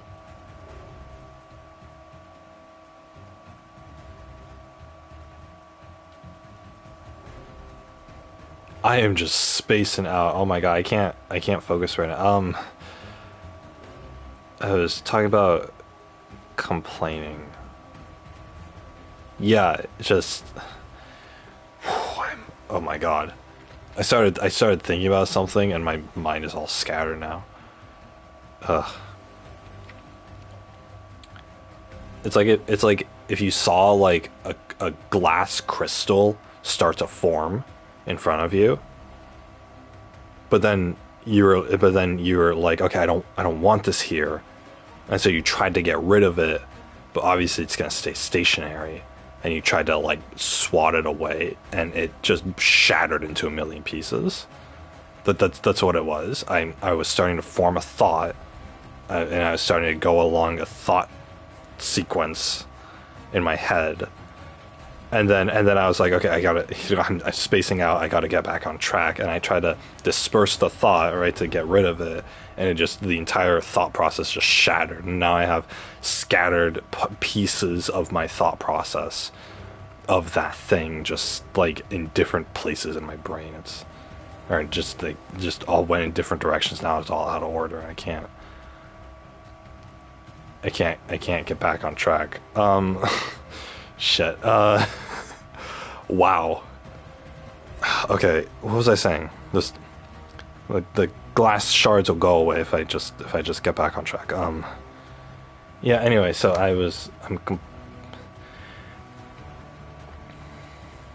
things aren't negative to me unless they're like annoying, right? That's my whole point.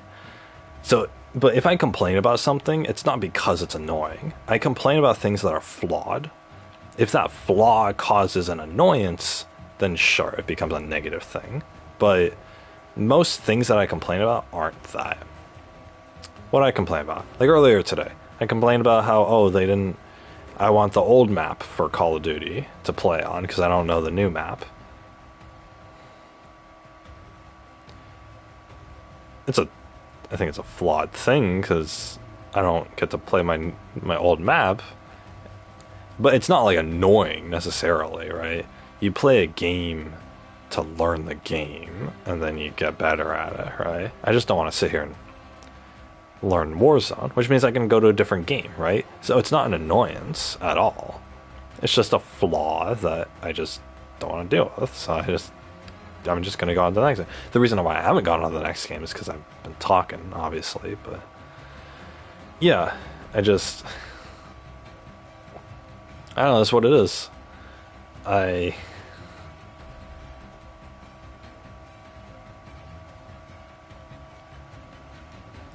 just because I recognize, right? I recognize the flaw in things, but I don't, but it's not annoying to me. Me pointing out the flaw and complaining about it is me processing the flaw and, me pointing it out and whatnot, right? This could have been better here. It's a shame it wasn't. That's it. That's all it is. That's all it is, right? It doesn't have to be anything more than that. It's not anything more than that. Why would it be? I can't change how the Tales of Arise story was written.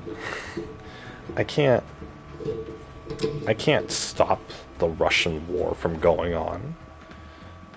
Why would I let that annoy me?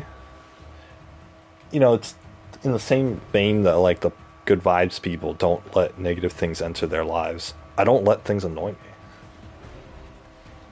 Even if something's, like, negative, or if something is, if something's like negative, or if it's flawed or whatever, right?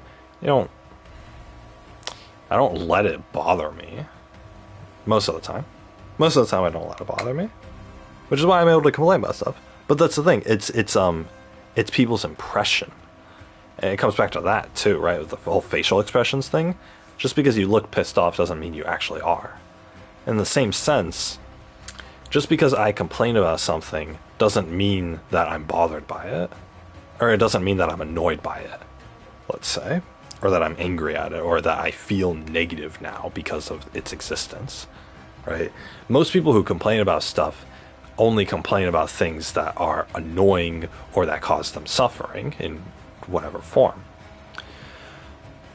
I'm not like that. I complain about things just to complain about things, right? Like I'm like a British person. As British people apparently do this. I guess that's where I get it from. I'm a quarter British. But if you guys didn't know, I'm a quarter British, a quarter Swedish. Right, those two are on my dad's side, and then I'm half Japanese. That's on my mom's side. So my dad's mom, it was a Swedish immigrant coming to America, and then my dad's family extends back to colonial times. So I believe, although I don't know if I'm 100% quarter British. But yeah, and then my mom, I think my great grandma, my great grandparents on my mom's side came to America from Japan. So that's my whole family tree. But yeah, anyway, a little tidbit of info. Anyway. But yeah, whole point being, I don't complain about things just to, or I complain about things just to complain, right? It's like a British person. I'm not,